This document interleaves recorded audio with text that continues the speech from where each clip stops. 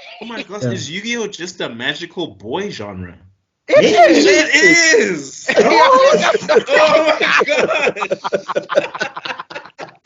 Oh, flip. It actually is. It is.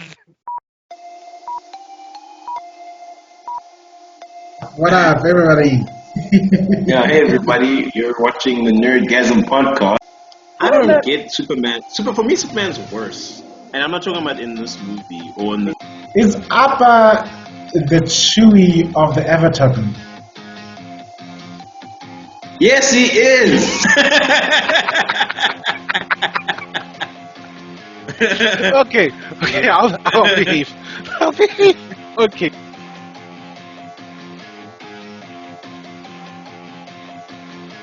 Welcome to the Nerdgasm podcast. I'm a guest and I'm introducing everybody on the Nerdgasm podcast. I don't know why, but here we are. We've got Mr. Extrodin, we've got Mr. Tebello, we've got Mr. Kala, and we're going to be talking some Yu-Gi-Oh! It's time to do.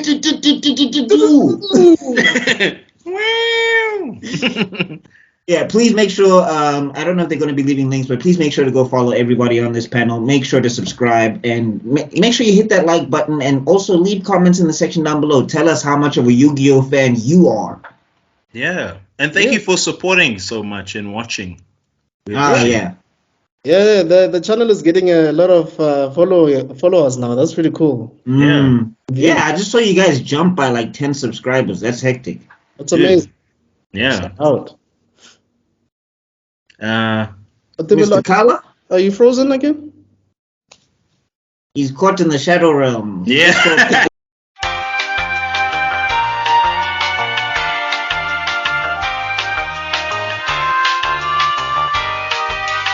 Anyway, back to Yu-Gi-Oh! All right. I don't know how you're going to cut this. You should probably cut this. Anyway, It's very let's get round to the main meat of the matter. Like I said, guys, we are ridding ourselves of our negativity. Ne? We're gonna talk about things that make us happy. Let us be happy. Let us talk about things that. Yay! Yay! We're gonna be talking about Yu-Gi-Oh, guys. Yeah. Yeah. Yu-Gi-Oh! Which is something I will be discussing later on. I love that theme. Yu-Gi-Oh! I like that theme song. Like for me, with anime theme songs, not all of them hit all the time. Like a lot of series that I like, they'll have a theme song where I'm just like, I just skip. Like I know there's a lot of people that love openings. Like for example, One Piece has one opening that I like. It's that Itch Me Sunshine Go. That's the only one I really like. After that, I'm like, I can skip all of But them. Naruto has some good ones. We are fighting dreamers. Oh yeah. What is You are my friend. Yeah, but my favorite one is that 3, 2, 1 make some noise. Yeah. But yeah, usually with theme songs, they don't hit for me. But I really like the Yu-Gi-Oh one. It's funny when it comes to dub, Yu-Gi and Dragon Ball Z And Pokemon. and Pokemon, they really stepped up when the dubbing company, because the original music for Yu-Gi in the dub version is a Snow's first. I Yeah. like the later arc Japanese music. The first arc, not so much. True. Yeah, that's true. But then again, the music of Yu-Gi, the dub doesn't slap as hard. I think this is like, it's one of the rare cases where it's almost reversed, where I prefer the dub over the sub, which I don't know, any anime fans will call me a heretic. Go to hell. Anyway. Yeah, they Dub is good. We speak English. Yeah. We don't speak Japanese. I don't know what this elitism is. tried to make it sound like Yu-Gi-Oh is based in New York or something. Like there's Yeah. That's Shout out to Joey, wherever he's from. Shout out to No, Joey Joey from and Tristan. Bronx or something. Both Joey and Tristan. They Where are sound they the from? most American. Hey, Yu-Gi, snap out of it. You know? Even Kaiba. Hey. Kaiba sounds like he's from like Upper East Side, New York. Yeah, Yeah. Like he's from Gossip Girls. You know what I mean? Like, okay. Which of you guys drink? What? Wait, what? Not really. None of you guys drink. No. I do, but not a lot though. Because I was about to say, take a shot for every time Kaiba says dork. Oh yeah, And see how you survive.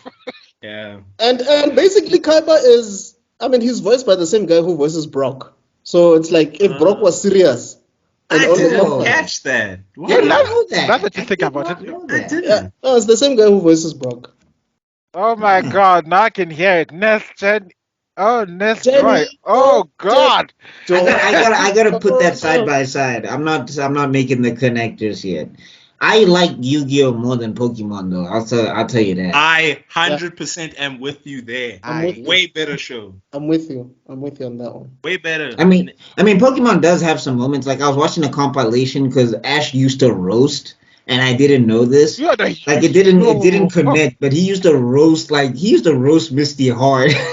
no. There's this one part where he's like, I can't quit for photography is my life, and then it's like, get a better life. Yes, no. Yeah. You Yeah, know, Ashen was Me, I'm tough. wondering if they personally were in the speaking, writing room punching some stuff up. But anyway, personally speaking, since I've watched a bit of Digimon growing up, Digimon is such a better show than Pokemon, guys. Trust me on this. Yeah. I know it's a controversial statement, but Look, Digimon is way better. I think I love the theme song better, but I haven't watched Digimon in forever. look for me, Pokemon. I enjoyed it up until what? I think I stopped loving Pokemon after the Johto League nonsense. Back in the OG, I wanna be the very first. I loved Pokemon from Yeah, then. That's so where I loved it. Where Charizard was still an asshole, and then he finally learns to be a good person. And I have a confession though. I yeah, was not always a Yu-Gi-Oh fan. This arc didn't turn me. I used to watch it because, like, obviously that 5 o'clock slot was look, the one. yeah, yeah, yeah. because So I'd watch it. But I think the next arc is when I was like, oh, Me too. yeah, you got yeah. me now. Me But You too. got me. look, even if you're to look at the manga, you can just see that this guy was still trying to get his own bearings when Yeah. it comes But to there's still this. some like stuff that happens in this No, arc where I was the, like, yo. yeah, there are moments where his genius reflects because if you look at the manga and actually when you look at what's his name, something Takahashi. The author. Yeah, let me look up. I know I wrote it somewhere because Mm. I know I'm Yeah, not I his name. agree with you. There's good moments in the arc. Like, I'm not No, saying I'm it's saying yeah, horrible. there's a lot of filler. Yeah, There's a lot of Yes. filler. uh, Like And there's a lot of setup. even if it's canon, it does feel like filler. There's a lot of setup, and you gotta explain the rules in the game. I mean, I appreciate that because Kazuki Yu-Gi-Oh! Are Takahashi. hella complicated Mm. and all of that stuff. So I so appreciate all of that Even setup. though they changed the rules. Yeah, all the time. Yeah, all the time. All the time. So Kazuki Takahashi. yeah, yeah, there you go, Kazuki Like, in Takahashi. this No. arc, we have like 50 episodes of, like, even though the rules don't make sense, I was like, all right, I guess I kind of No, get it. Like, next arc, they there's, were like, yo, there's an No. abridged series. There's an abridged series called Yu-Gi-Oh! The Abridged series. It's like the first abridges that made it that came with the concept of abridging came from the Yu-Gi-Oh! Series. And one of the most common thing they make fun of is how ridiculous the rules are. And I need to watch this. nowhere do you see these rules being made a mess of than in the first this whole season Yeah. up until the Pegasus arc.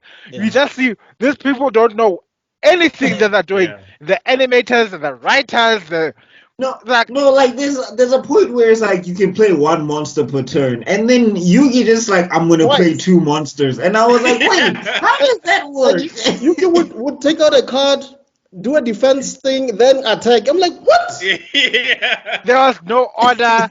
There was no even the way he won. He was just some bullshit that is some suck, which is Yeah. a common trait you find up until the end. But no, do you see it more than this particular For arc?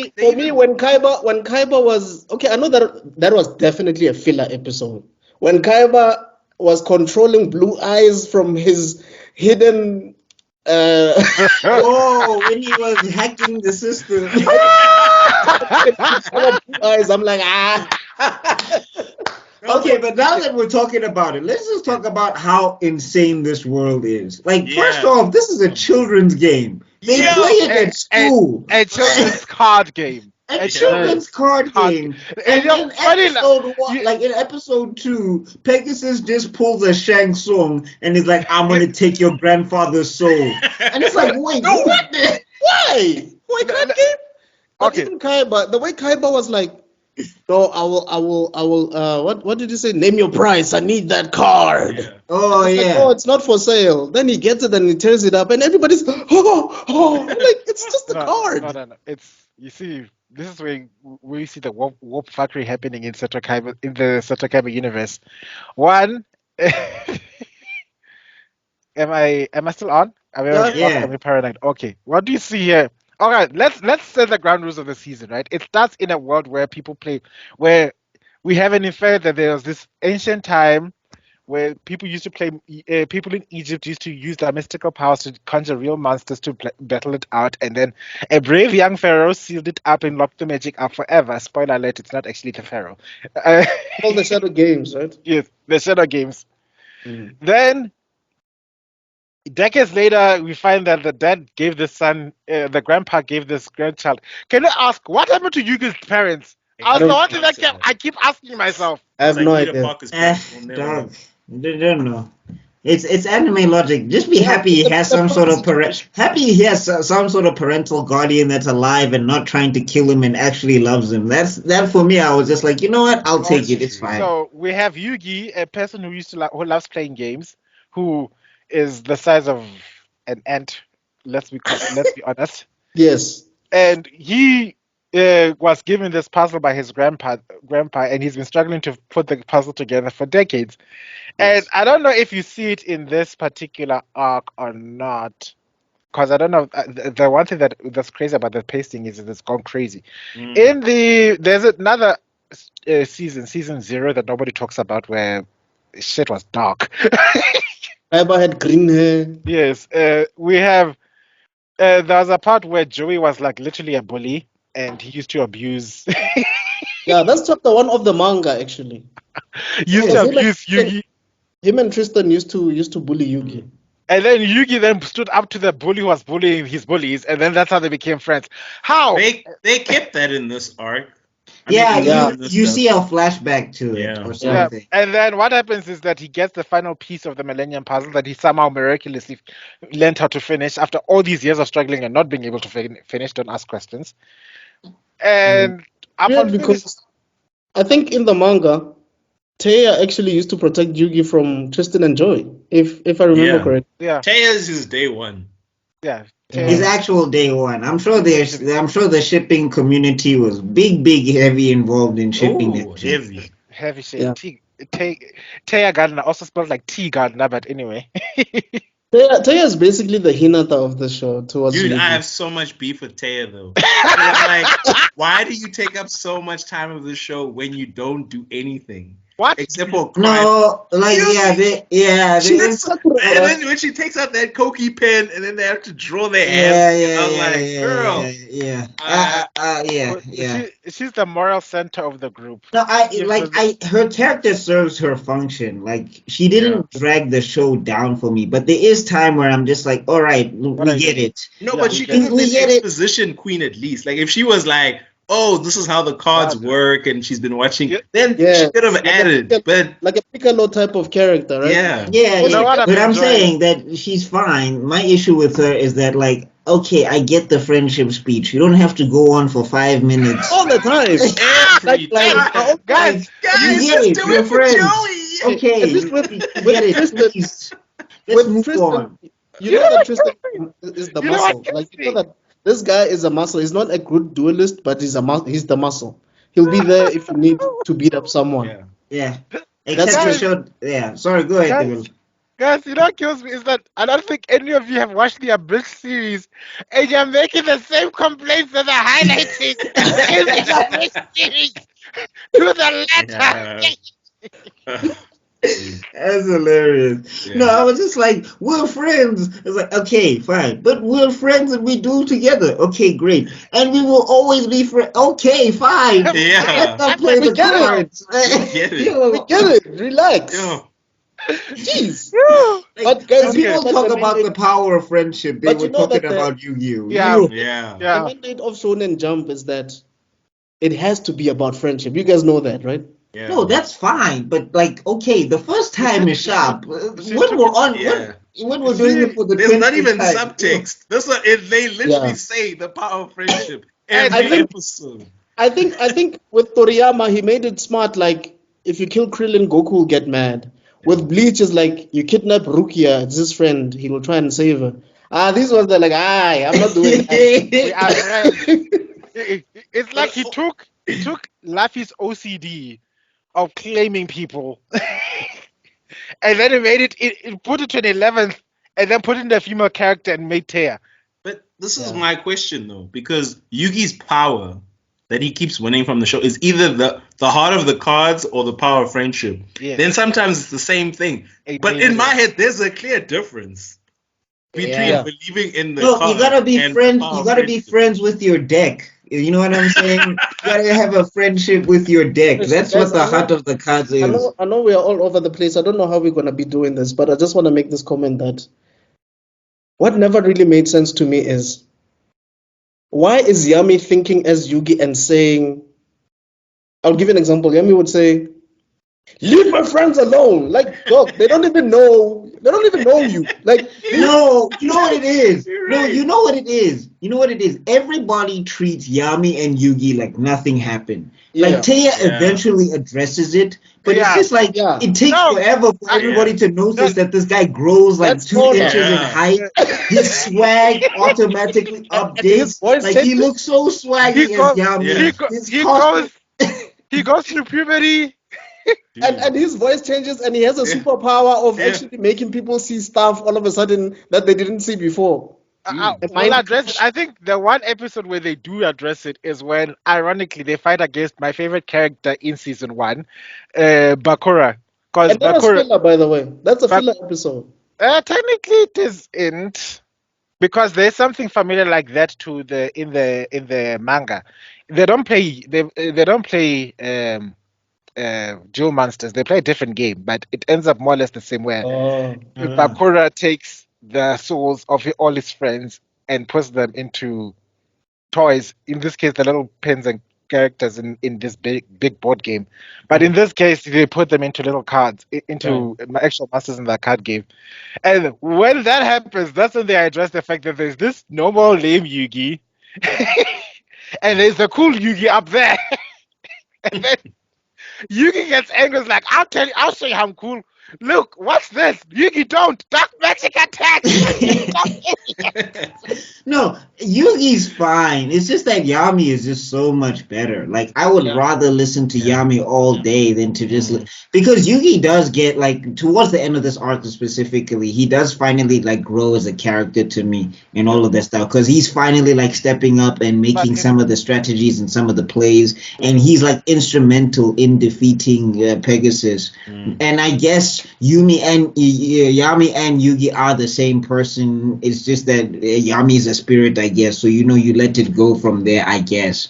But like, What I always wanted but my thing is, why do you have to transform every time you're dueling? Why don't you just duel as Yugi? Why do you have to go to Yami mode to duel?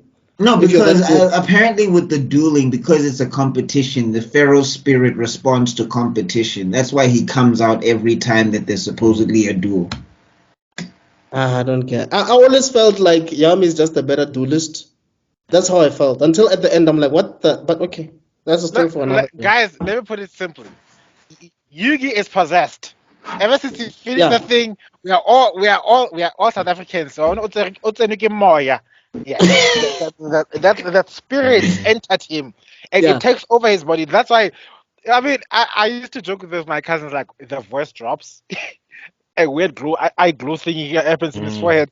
No, we here.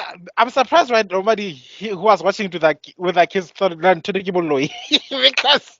No, his shoes change. Like, he goes from wearing techies and now he's got this swaggy one piece. Guys, I'm like, bro, what the? He is the spirit of an immortal fairy. He might not be able to get the best swag, but he's definitely going to level up. He ain't going to be seen. Yo, I have a question out of you. Yeah? Taya is obviously... There's this on and off between Taya and Yugi. Which Yugi do you think she actually loves? She likes the Pharaoh? It's Yami, bro. It has to be the Pharaoh. Yami. The Pharaoh. It's also... you see... I'm the group encyclopedia, aren't I? Yeah, in this case, you even know the episode. You know exactly what she said. Like, you only get it now. It's always the trend. When I was doing Bleach, I also was like, guys. When we do Naruto, you can defer to me. When we do Naruto, you can defer to me. It's fine. I wonder because I've read the manga as well. We're gonna be like, I don't think I'm the encyclopedia of anything. I thought I was, but clearly not. there's a chapter in the manga which shows that Taya actually has a love match with Yami because there's this game they played where they had to develop where this sound vibrates or makes an alarm whenever you think of your crush. So they tried it with Yugi and it didn't sound, but then later on when the teacher had stolen Joey's paper or something like that and he was about to fail and the teacher hates Joey, so then they said, no, you've got the thing in your head. You're wearing the fairy said, no, you're wearing a wig, you've got the thing in your head. And how do I prove it? He does a love match, and then it's actually made a sound at that point. So Taya, then it was implied that Taya actually has a crush on the Pharaoh instead of Yugi. Damn. That's Because like they kept doing that on and off thing, and I was always kind of like, it doesn't seem like she really likes Yugi. But thanks for clarifying. Yeah. And I think she sees Yugi like a little brother. Yeah. Ooh. But likes Yami. I don't know if that makes sense. This is called having issues, sweetie. Especially if you read the first chapter of the manga, like she was really, really protecting him like she's an older sister. Yeah. Yeah, no, hey, dude needs to just, maybe get in the gym. I don't know. Something needs to happen because that transition is wild. Yugi is so naive, dog. How can you give Exodia to some guy? That is the most dumbest move. I don't know why. No, that's the other thing about this world. That's the other thing about this world. People are really desperate about dual masters. People are evil about this, dude. But I think that's where he wrote himself into a corner. What's his name? With Exodia, so he needed somebody to get Exodia off the board. Yeah, because Exodia is like the one-hit KO. I mean, there are many other ways I could have changed this matchup. I would have made it like Pegasus would have told him, "Don't bring Exodia. If you bring Exodia, I'll kill your grandpa." Or just something. Just lose one card. That's all. No, but also that guy is he's supposedly the best duelist in the country or whatever. He just won the region nationals and whatever. And the first thing he does is I'm just going to take some guy's deck and throw it into the ocean. Yeah. And then how did you get to where you got to? Have you just been cheating? The whole time? And then Joey's dumb ass decides to jump into the ocean and go after those cards. Dude. Joey. Joey's a ride or die. Some Joey discussion, guys. Joey's a ride or die. Let's talk about Joey. Okay, please take the floor, Mr. Vela. Joey is basically the tritagonist. I call him the tritagonist because Yugi and Yami. Okay. He's the deuteragonist. He's the second main character. The first is a tie between Yugi and Yami. They're trying to make Joey as important as Yugi because for me, the reason I like this arc, and even when I was a kid, the main reason I like this arc was this whole Joey and Serenity situation. That's the only reason, to be honest. But anyway, I just wanted to say that before Peter does his thing. Yeah. No, I think. Look, so Joey's function in the story is exposition king. Yes. He's always what's going on? How does this work? Joey is our point of view character, in this arc, because we don't know the rules of the game. Yes. We don't know how these abilities work. And when somebody tries a clever strategy and it's not the main character and it's someone else, we need to experience it through someone, and we have to experience it through Joey. He's a dumb idiot.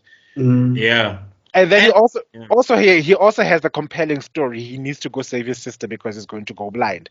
So we've got two plots. There's a main plot, which Yugi, you've got this ancient mysterious power that's attracted the eyes of a crazy homosexual billionaire. That guy is gay. I don't care what you're telling me.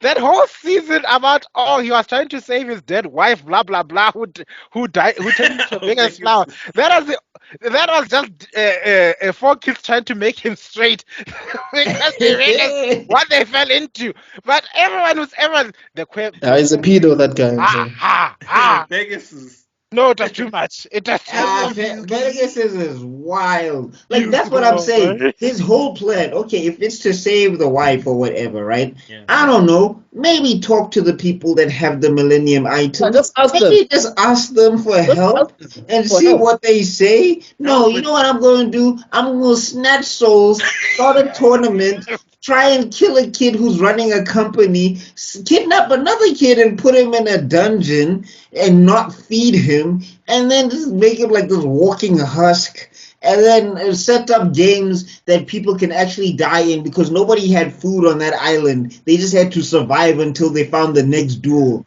And Like, stop I was them- like, stop what? them, I'm like, with Pegasus though. with CCTV footage everywhere and see who's doing what. No, I'm with Pegasus. You couldn't ask. Have you seen how they established that this world is crazy? Yeah, They established They like do. episode 1, Kyber snatches this man's grandfather. Like for no reason. Somehow gives him a heart attack. I don't know what I happened. don't understand. No, he didn't snatch it. What happened is that bro said, "Okay, I'm going to show him the heart of the cards." Grandpa No. fails. No, He no. like remember he The sent him a bodyguards message. pitched there, and they were like, and he said, "What if I say no?" And Oh, right. There is no no. And All then- right. But my thing is like, how do you end up in hospital though? No, because remember he started dueling with holograms. So apparently the visuals of the monsters was too much for the grandfather or whatever, because it's a lot of visual stimulus or But something. the guy's a duelist. He owns a shop. Yeah, but it's different when you're seeing the monsters up front and they're blasting each other and everything. Remember, even in Let's this not look for season, logic. There's no logic in even in no. this season, right? Even in this season, Kaiba pulls a move against Yugi, where it's just like I don't understand how that works, but okay. And the way they're so dramatic, bro. Yeah. And then the boys are like, I'm No, but Is it it the was flash of hilarious light? to me because like this is one of the major. First off, I love the duel though. Like I did love like the confrontation. It was dope. Is there anything that we're skipping? I mean, I guess we can skip Look, what's her face. Why am I forgetting the blonde chick? I don't know. Why I'm forgetting her name. My now. Valentine. Is it my Valentine? Yeah, my Valentine. I guess we can skip over her. She was all right. I think let's not forget the highlight of one of the best kills of the season was when Yugi finally summons Exodia the Forbidden One and it comes out, and of course for kids had to change the pentagram into multi-star nonsense, but still. Oh, you just reminded me of something that Buck and I were talking about. Yeah. Oh yeah, we gotta talk Removal about of the that. guns. We gotta talk about that. But like, Yeah. first finish your point. Shut up. First finish. So, First and then, finish your point, Mr. and Khan. then, of course, Exodia the Forbidden One arrives. You see Seto Kaiba get a mini stroke from that side alone. Bro, his face changes. He You looks know- like he was Looks initiated. like a or zombie. something. It's like he's just met his own god or something. It's like, yo, oh my god. Exodia, Oh, no. how? Exodia! Exodia, that's impossible. Oh, Nobody's been no. able to summon him. then Exodia. Obliterate! Boom! There's also that weird thing. Not to go too much on a tangent, but like the Millennium items and their abilities changes a lot. But anyway, so Yeah, like, because at that moment, the fairy could do some mind crush thing, yes. which What happened to that? which for some reason it means it split from Seto Kaiba from his evil half, which ends up later on coming back to duel. That was, Set Yes. I Yugi. consider that filler. There's That no has to way be that filler. episode is canon. Hell no. Of course. Wait. Are you talking about the zombie Seto Kaiba that he duels? Yes. Who Wait, becomes I the thought big- that was an invention of Pegasus. I didn't know it was a separation of spirits No, and it's a soul. secret What? thing. They actually say then on the show that no, this is the embodiment of evil from Seto Kaiba that was released by Yugi and all of them. What? I thought that was. I thought that was. I kid you not. I'm I going to kid you free not. your mind. I'm going to Wait. You guys are telling me that there's two Kaibas in this Yeah. universe. Yes. Yes. What?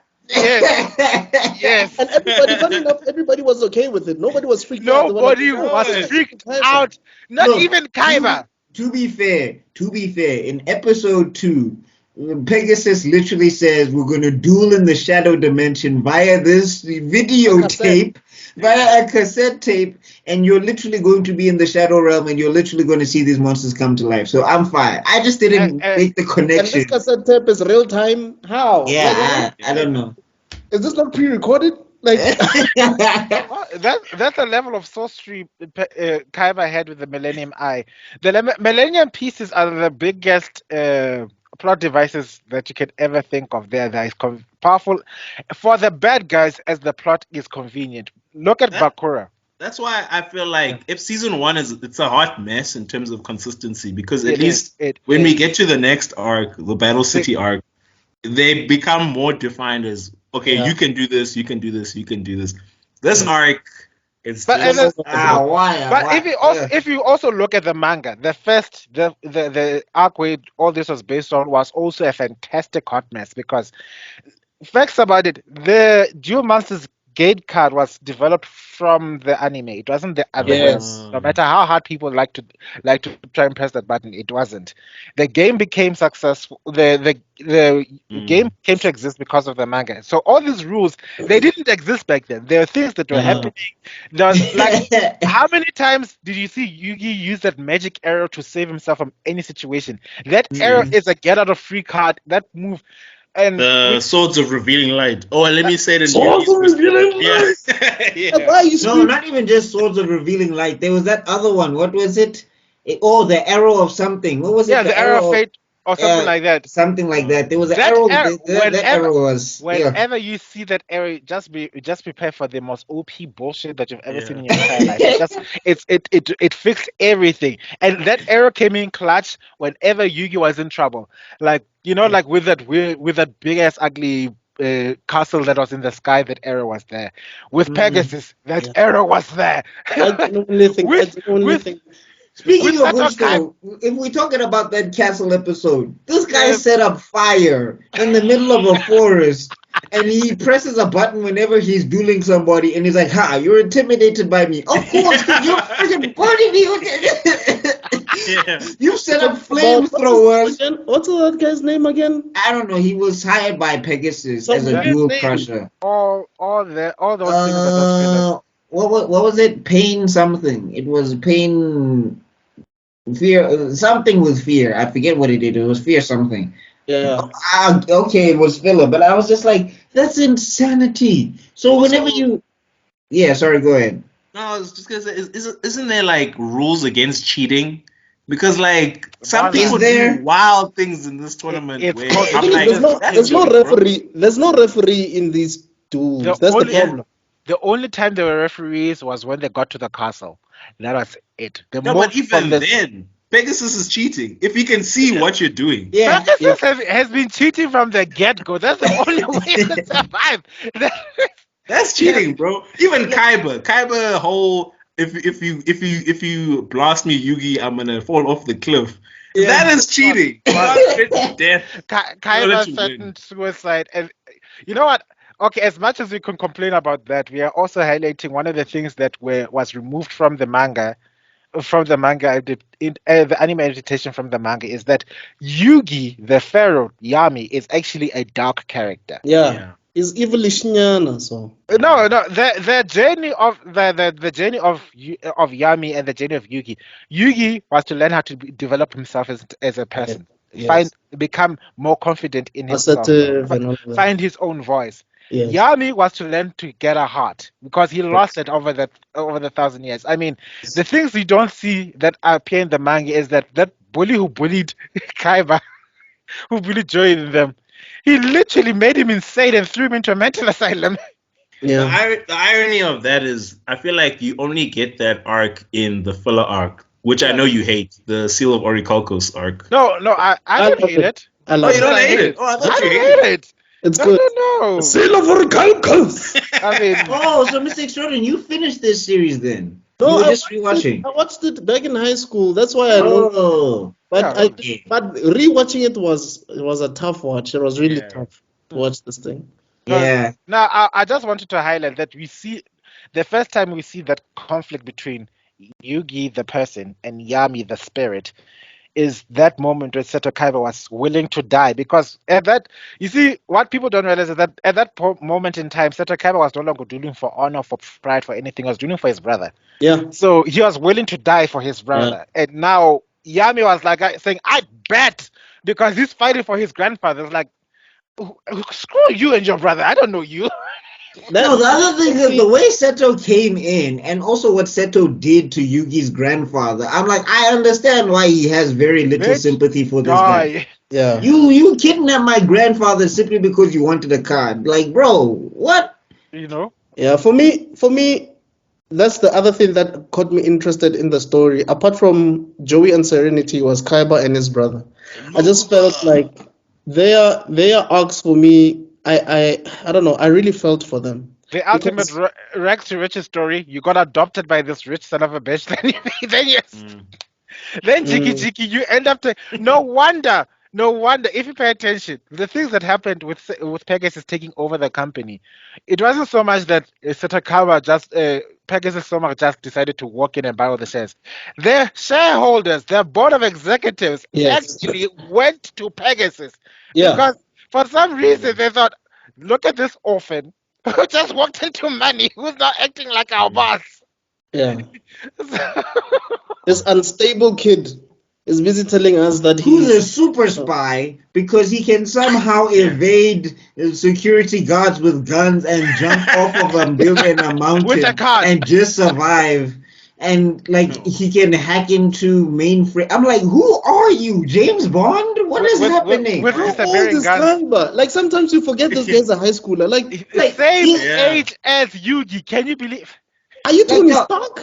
No, Like, and like he's bodying like that security guard that he basically one shots. Like also the action, I think it serves the series. The Yeah. way that they animated it does serve the series because it's not supposed to be punchy kicky. It's supposed to be about the dueling and the strategies and the you've activated my trap card. But some of these fight scenes, I'm just like, okay, if you guys are not going to do them, let's not do them. Because the way Seto Kaiba just elbows the guy and he just falls to the ground, I was like, what? but also dramatic. Why would you hire assassins for a high school kid?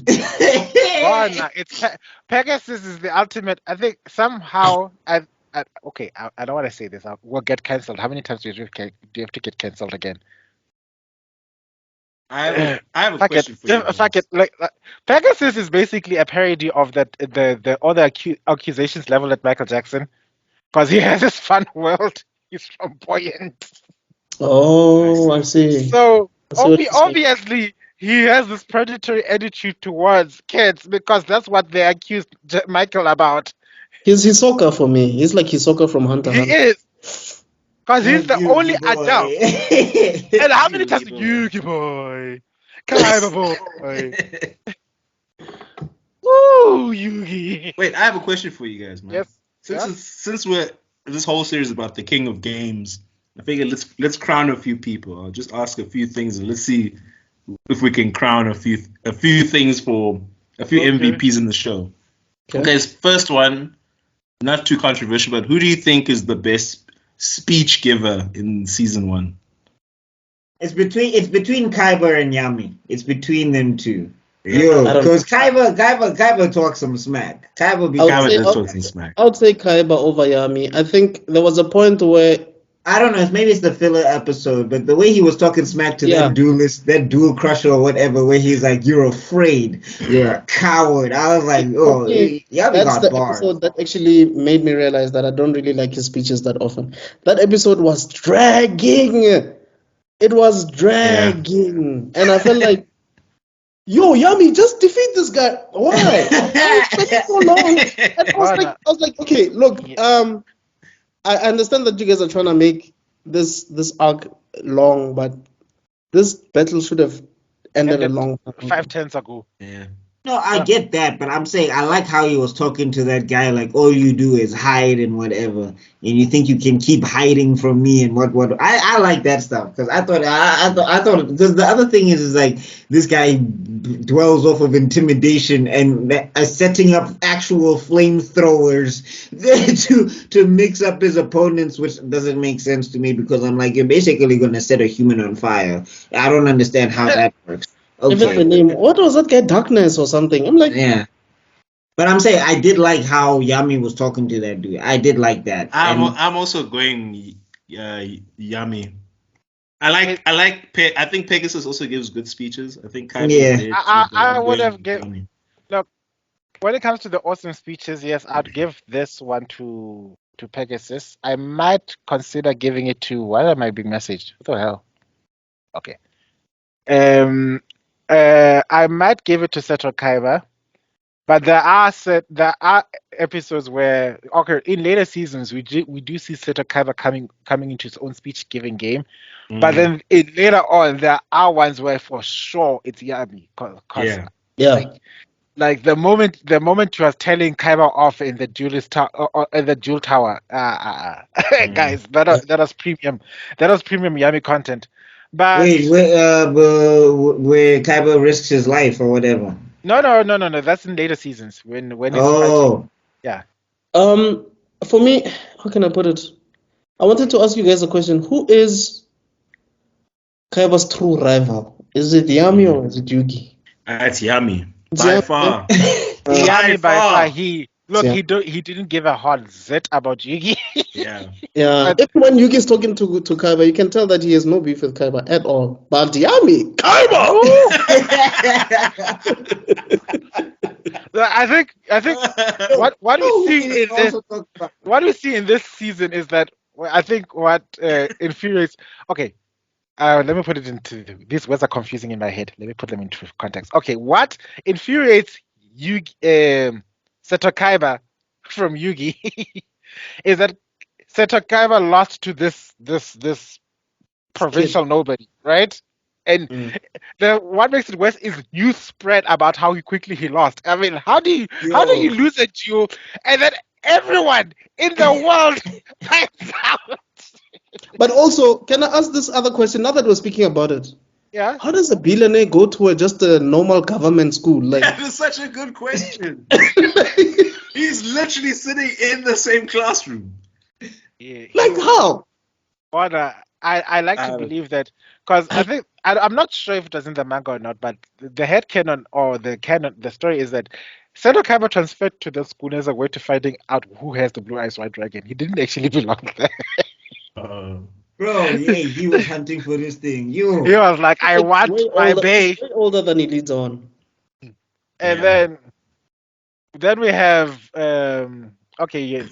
I wanted to highlight. Oh, then what Pharaoh hates about Kaiba is that Kaiba is the first person that the Pharaoh mind crushed, and he's still an asshole. Nothing has changed. Oh, is that why Yami's always pissed off? If you pay attention, it's like, didn't I fix this, man? Why is it? What the? Is my magic working? Speaking of douches, guys, we gotta talk about Bandit Keith. Bandit Keith. Oh God! My God! Yeah. Who's that? That's American. It's the American. The most of like when Japanese drew an American character, they draped them in the most American flags I've ever seen on a character ever. This guy had an American. He had the jacket. He had the bandana. He had the blue eyes on top of that. He had. I was like, okay, he's American. We get it. And then they had to make him the biggest asshole of the season. I mean, first off, the way Pegasus flexed on him was wild. The fact that Pegasus was like, I'm gonna fetch somebody who's never played, who's actually from like the crowd. I'm just gonna fetch somebody from the crowd, and they're gonna come and they're gonna I'm gonna sit over there, and he's just like, kid, you just read this and play him, and then he's fine. And I was like, yo, that is wild. Kaiba said, if we do this, I must play this, and then he said, I won the game. Even in the cave, that strategy, the guy that he was giving advice to was even second guessing his strategy. Like, no, I'm not gonna play this card. Just trust me, kid. I'm like, no, this sucks. You want me to play this? And that's when he played against what's his name? Joey. No. We got before that. What he did is when his guy lost, he trapped them in a cave. Yes. He was prepared to starve these people out just so that they don't get into the cave. I was like, yo, what is this game? He beat up his own people and took their stars. Or what are those? The stars, yes. The stars, yeah. And they're like, no. We hate it when he does this to us. If you look at the prize money, it does make sense. That Pegasus was putting a lot of money into that tournament. Unreasonable amount for a children's card game meant to be played by No, but kids. I'm also saying though, dog, why are you having nobody monitor the island? Like duelists, I'm pretty sure some duelists died out there. Of Like course they did. I'm like somebody died of starvation, somebody got Okay. eaten by something. Because I'm just like the way you just have people roaming around the land, you don't have any like there's no bar. Like people were like there's nowhere to buy food. Wait, And I was just like, what type of killed- tournament is Someone this? was killed by a bear, I'm sure. I'm a little bit confused. It's about Joey's motivation. I know Joey's motivation is about serenity, but isn't his not to jump too far ahead, but isn't his motivation in the next season the exact same thing? No, No. the next his motivation. The next thing was just to help out the pharaoh get his memories back. Oh, okay. Sorry, So I it's thought it was like- also about serenity. No. At that point, he wanted to go. He sent his best friend to go get Serenity because he just got the apparition and blah blah blah. And hey, Oh, I remember now. He does the whole speech of yeah, "I'm gonna help you." Okay, never Yes. mind. Thanks. Yeah. I mean, I like Joey. Joey is a fun character, but like, Look, Joey is Joey's Yeah. a fun character. His dueling strategy is stupid, but it's the only honest dueling strategy that you see. All It the makes other ones, Yeah. Yeah. the pharaoh is cheating. I don't care how many people tell me that. But no, I would say Kaiba is also is a close second though.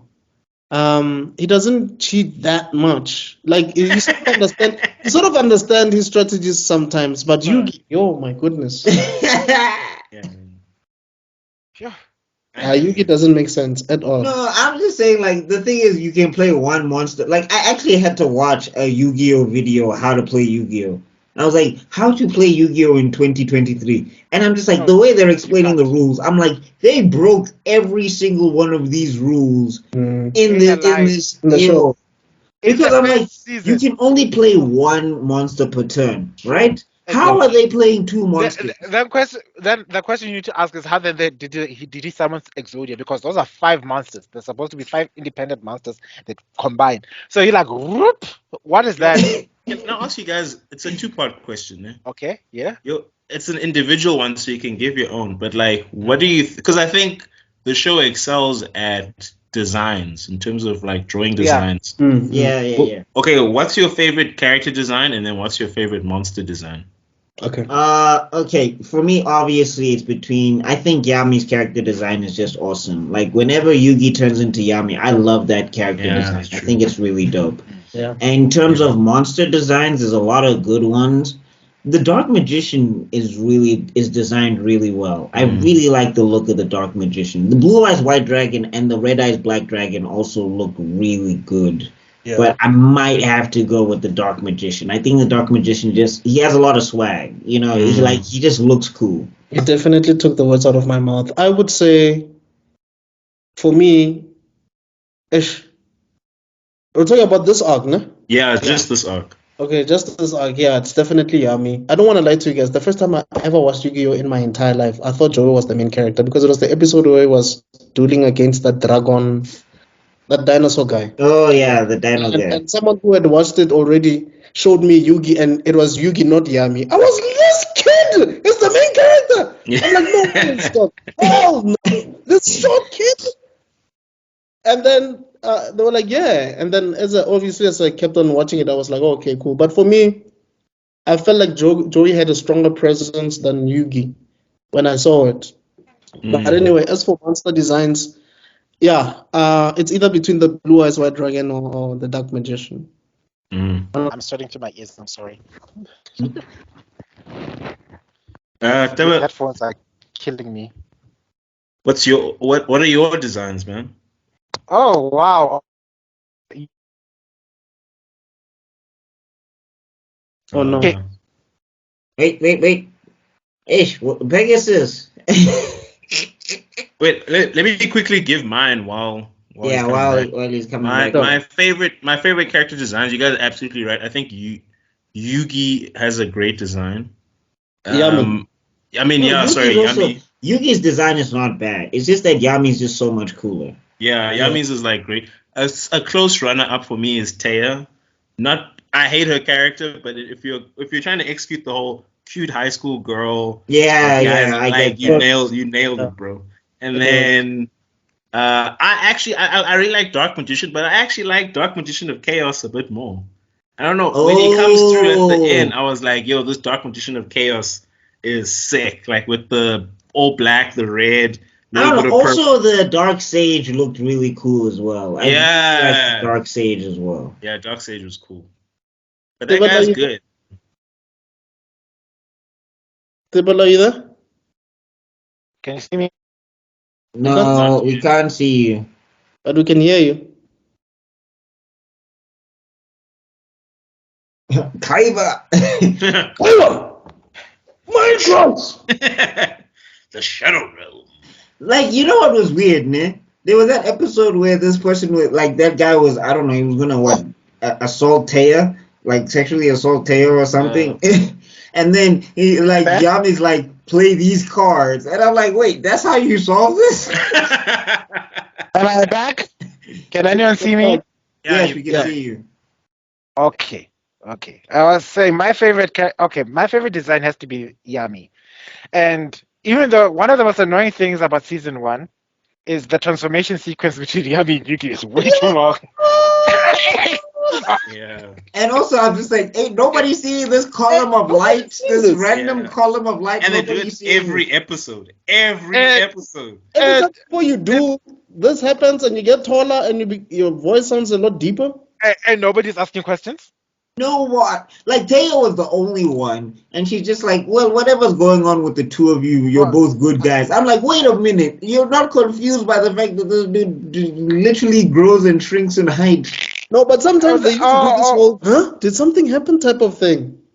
And the other thing that also, I know they're making a parody, they're making an homage to all the anime shonen girl transformation sequences because they have to happen. I mean, the first thing I realized when I saw this was like Sailor Moon must have been pissed off watching this thing. Like, you stole my thing. Oh my gosh, is Yu-Gi-Oh just a magical boy genre? It is. Oh my god. Oh, flip. It actually is. It is. Well, there you have it. Oh snap. It just fell under shonen for some reason, but let's call it. I mean, there's a lot of dramatic poses, there's a lot of pointing, there's a lot of spinning, and things. To end just now. Yeah. And we end this duel. We haven't even gotten to the worst part of the dramatic posing. We're gonna see it in season 2. Shame. But then honestly, like there's two characters that were extra dramatic to me. Them rhyming brothers. Oh my god. Oh my goodness. It's like Tien had a twin and it was dramatic. Like they get some of the best animation in terms of like fight choreography because they're like actually doing something, but they repeat the hell out of it. I was like, did Toei animate this? Because they were repeating the hell out of that animation. They were so bored. That's backflip. Why are you backflipping in the middle of a duel? Into the duel ring. I know like, yo. No, and also, I'm like, you're not landing on the dueling platform. I've seen this ground before. You're changing the platform. Where did you guys backflip and land and then run back into the duel thing? Yes. Wait, did you give your favorite monster design? Okay, I was about to get sorry. design. My favorite monster has to be, look, I heard you going up about your Dark Magician of Chaos. He's beautiful, especially the way he descends. That moment he descends from on high and Pegasus loses his shit, literally. It's like, oh my god. And it's the same way when the Luster Blader came through. That's how everybody, like, oh crap. And if you look at it, they're both ritual monsters, both Chaos and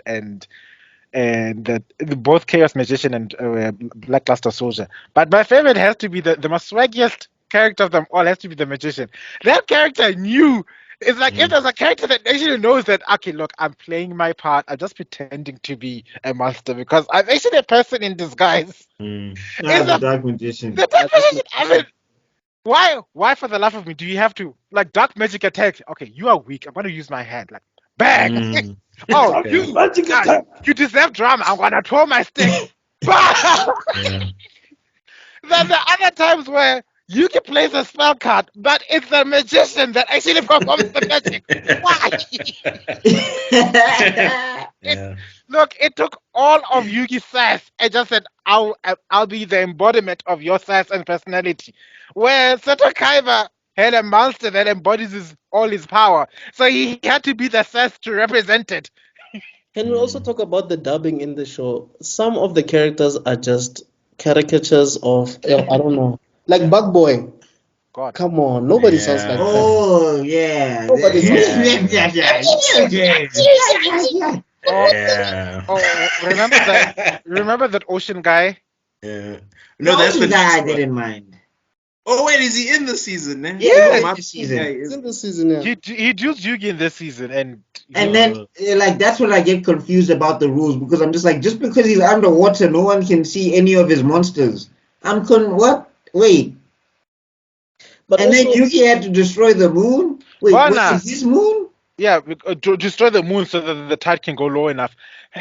his own moon, and it affects the actual tide. Like how? So a hologram is able to change. That's nature? another thing you need to learn about this game. You see, this is why can I say, yeah, you're right. It is a magic boy thing because the rules are only as effective as the current battle that's going in. I think just because you have a Millennium Puzzle, your monsters in that particular duel become real, and then everyone else paying attention just falls into it. It's like, And how is it okay that you're actually mind crushing people during games? Like, is that allowed? Well, What considering can the you- fact that Pegasus is literally reading people's minds and snatching people's souls, I'm pretty sure everything is fair game, I And guess. Bakura's doing whatever he's doing. I wanted to say that my second favorite character, apart from the Yugi, was actually Bakura. Bakura It's good. It's a cool character. I've always liked Bakura. Bakura is the actual evil character. You actually feel scared that he might win, and then of the consequences that are involved in it in the first season. Even though Wait, but is Bakura just evil or is he possessed?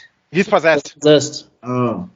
yeah. So Because He's the inverse other of thing that was Merrick confusing. gets possessed. I think the other thing that was confusing for me with Bakura was like Tristan takes that thing and launches it into the wilderness of the bushes, and then it's just back. it comes back. It's like Yeah. ain't done.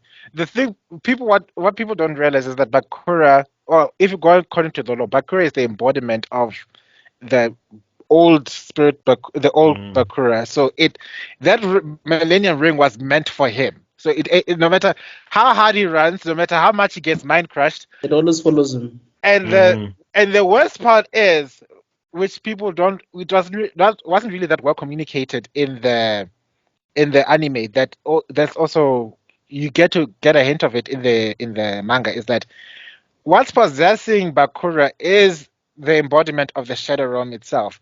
So banishing him to the Shadow Realm is just sending him back to himself. Oh. But that also even Merrick. Like Yeah, but when Merrick look, was possessed, it took forever to get him.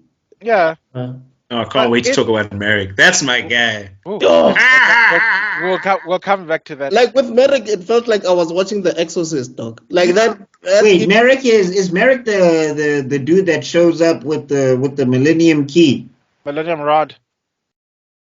No, The one that's that- the next arc. The Egyptian kid. Oh, okay, he's in the next arc. Okay. So I mean, I also caught Yu-Gi-Oh on and off as a kid, so I didn't watch like this is the first time I'm actually piecing episodes together.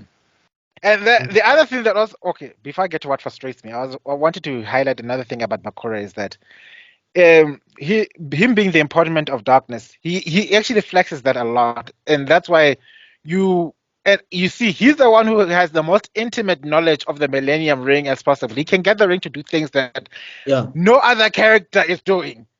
Mm. But why was he hiding in the first place? Why didn't he just say, "Hey guys, I'm around. Can I join you guys?" Because he was hiding in the beginning. Like why? Dog, you have to be dramatic, bro. This is a show of dramatics. Really annoying that every other character with a Millennium item actually knows how to use it, except for Yugi. Like, and I'm like, Yugi, just like freak, dude. But use your thing. But you also learn that look, he's got amnesia, so that's we kind of it's kind of hinted at the end of this season to the beginning of next one that the Pharaoh has amnesia, so he can't usually use the power, and that's why everybody keeps on going on about the power of the Pharaoh, the power of the Pharaoh. It's like, what is this damn power? Yeah. But can we also talk about how Bandit Keith went out? Like, because when I got to see the episode for real and how it happened, I was like, Keith, this is a card game. You are going to assassinate Pegasus? Yes. He wants that money. No, but he wasn't going to get anything. Like, okay, I get that you losing to Joey was wild. Fine. Yeah. But, like, your next move is to assassinate Kaiba in front of people with a gun. I don't know how you even got that gun in here. Where did it come from? And I'm just like, what? And then in the manga, his death is insane. Like, Pegasus literally turns his hand into a gun and makes Bandit Keith commit suicide. And then you get to hear they drop him into the ocean. I'm just like, what is this universe? Well, if you go to the manga, Pegasus is a very dark, very scary, very evil character.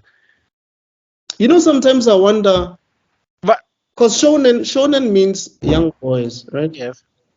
Like, how does a story like this actually get on the shelves for young boys, like in shops? Like, how is it published and is meant for boys to be watching people get possessed and assassins? And like we're watching the dub one, so the dub one was censored a lot compared to the Japanese. Oh, come on, guys!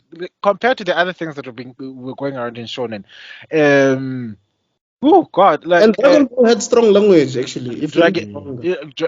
I mean, Dragon Ball also had people getting chopped in half and decapitated and blowing up and all of that stuff. Let's not forget. I mean, Rurouni Kenshin. You will see graphic things in that manga. Shame. Ooh. No, I mean, like the fact that Roshi is a thing. I don't know how that got past censors. Yeah, Roshi was wild. So even Death Note, you're like, what the hell? Yeah. So. I think it's just semantics, honestly. It's just that it's designed the way the reason they classified it as shonen and something like is to excuse certain plot holes. Like there's no romantic intrigue, there is no the power of friendship is the trope and things like that. Things that are excusable because it's just meant for kids. You're not really going to that deep into the nuances of the world, blah blah blah. But the fact is, it's still gruesome AF. And it's a different culture out there, man. And I wanted to also highlight the Shadow Realm is an invasion from 4U kids. I need you to get your mind around that. What? In the actual manga, you die. Yeah, you die. What do you mean you die? You die. You die. If you go to the Shadow Realm, you did. No. You see, you weren't banished to the Shadow Realm. You are literally dying. Yeah. Oh, it's like how in DBZ they would say that Vegeta would say he's taking them to another dimension, but yeah, something like that. Yes. Okay. Which is my favorite thing. It actually sounded better than say I'm gonna kill you. Like just I don't know why I liked it more. I was like, I'm gonna send you to the next dimension. Another dimension. One way, of course. I love that. Hey. And I just want to say I'm so happy that they changed the voice actor of Tristan. Oh yeah, his original voice actor. Joey, what are you up to? What are you doing? Why would you think that this guy sounds like this? This guy? No, like the fact that they changed him midway, I was like, yo, thank you. Because the guy who came in afterwards was so much better. Whew. I mean, I also can't be ranting and raving about Mai and Taya and not talk about Tristan, dude. Tristan to me can go.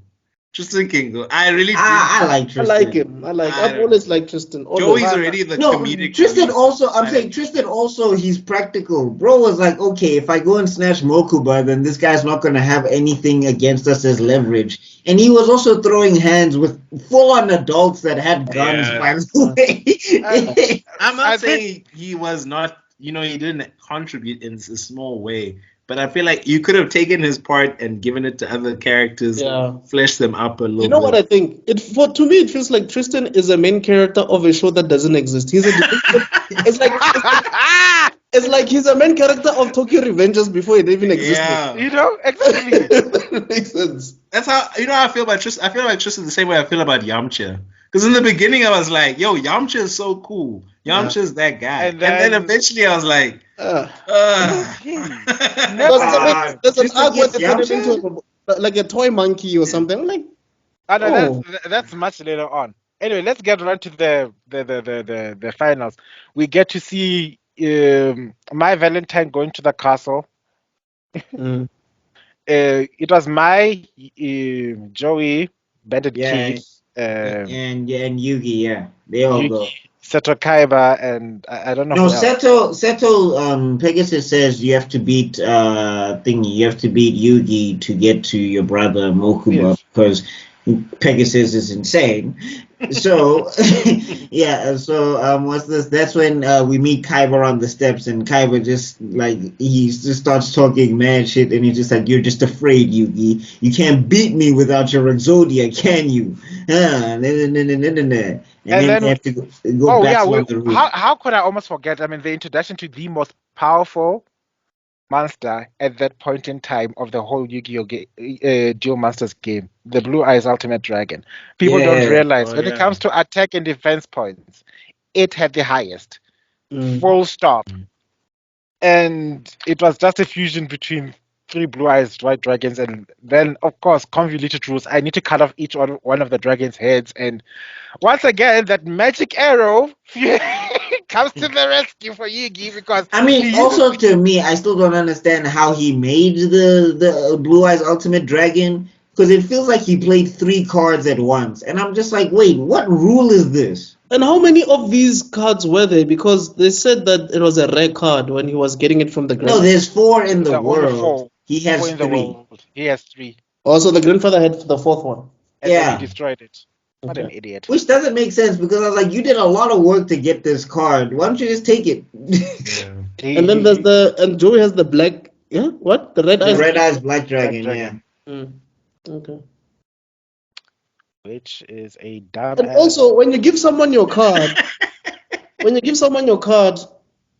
how does that work? Like, what are the rules in giving people each other's? Why? How did he get that card in the first place? I always forget No, about. so Joey wins the Red Eyes Black Dragon because when he's dueling the Dino guy, Yes. he says that he wants to up the stakes. Yes. So Joey has the card, the Time Master or whatever, which allows him to age Yes. time up and whatever, which ages the monsters and etc. etc. And depending on which monster you are and if you have plot armor or not, your monster either gets weaker or stronger or whatever. Because we're gonna have to talk about that duel a little bit later. But like yeah, and then after that, Joey uses that. He wins the duel, and then he wins the guy's star chips and takes the guy's Red Eyes Black Dragon. Yeah, the reason I'm asking is Yugi gave Joey is that card. I think he gave him two cards. I'm like, what are the rules there? Do you just give someone your cards and you don't get anything in return? Or how does it work? No, I mean it's just a gifting thing, I guess. Because in high school, people used to trade decks. I remember that because used Yeah, to. the trading makes sense, but Yeah, do- but also like most of people used to give away cards they weren't using anymore or cards that they weren't interested in anymore, and then it was just what it. I remember I did that in high school when I was like deep into Am I the. still on? Yes, you are. yeah. Okay, cause I'm hearing somebody slowing down. I'm thinking, oh crap, not this thing again. Ah, yeah, no. That's I remember that from high schools because yeah, we used to do all the time after school and all of that stuff. You used to Even play. though yeah, I used to play. I used to Oh, have a okay. deck and everything. I had a whole box of cards, and I had what was the one card? I think it was something like it was one of those rare. I remember it was like a blue card, and then it had like 4 stars or whatever, and it was like all blue or whatever, and it was like a demon dragon genie thing or whatever. It was one of the rare Obelisk cards or and stuff. something? Is it not obelisk? No, it wasn't obelisk. It was something else. I can't even remember now. But yeah, I used to duel in high school and everything, and everybody used to do the whole motions and pointing the fingers, and you've Oh no, you activated my see, trap card. you see the difference in you and me is that I used to play the older game, Magic the Gathering, and I know my friend is listening, and I have to tell you, and I have to say it out loud that Duel Monsters is just nothing more than died Magic the Gathering, Okay. And that card game is except is it. being sold. Yeah, yeah, Yeah. I both of saw it them at are still. Comic Con. Yeah, So is both of them Yu-Gi-Oh! are still big thing. Still Yeah, very both of them. popular. It's very Mhm. popular because Yugi. okay, even though in the first season it hadn't had a structure, from the second season onwards, it really got its act together as a game, Yeah. Mm. And as a story. I think the as anime. Yeah. Yeah, as and a that's story. story. Yeah. And as for Magic the Gathering, I don't blame people for getting a second title for it. It's like it's an expensive hobby. Mm. Let's not lie.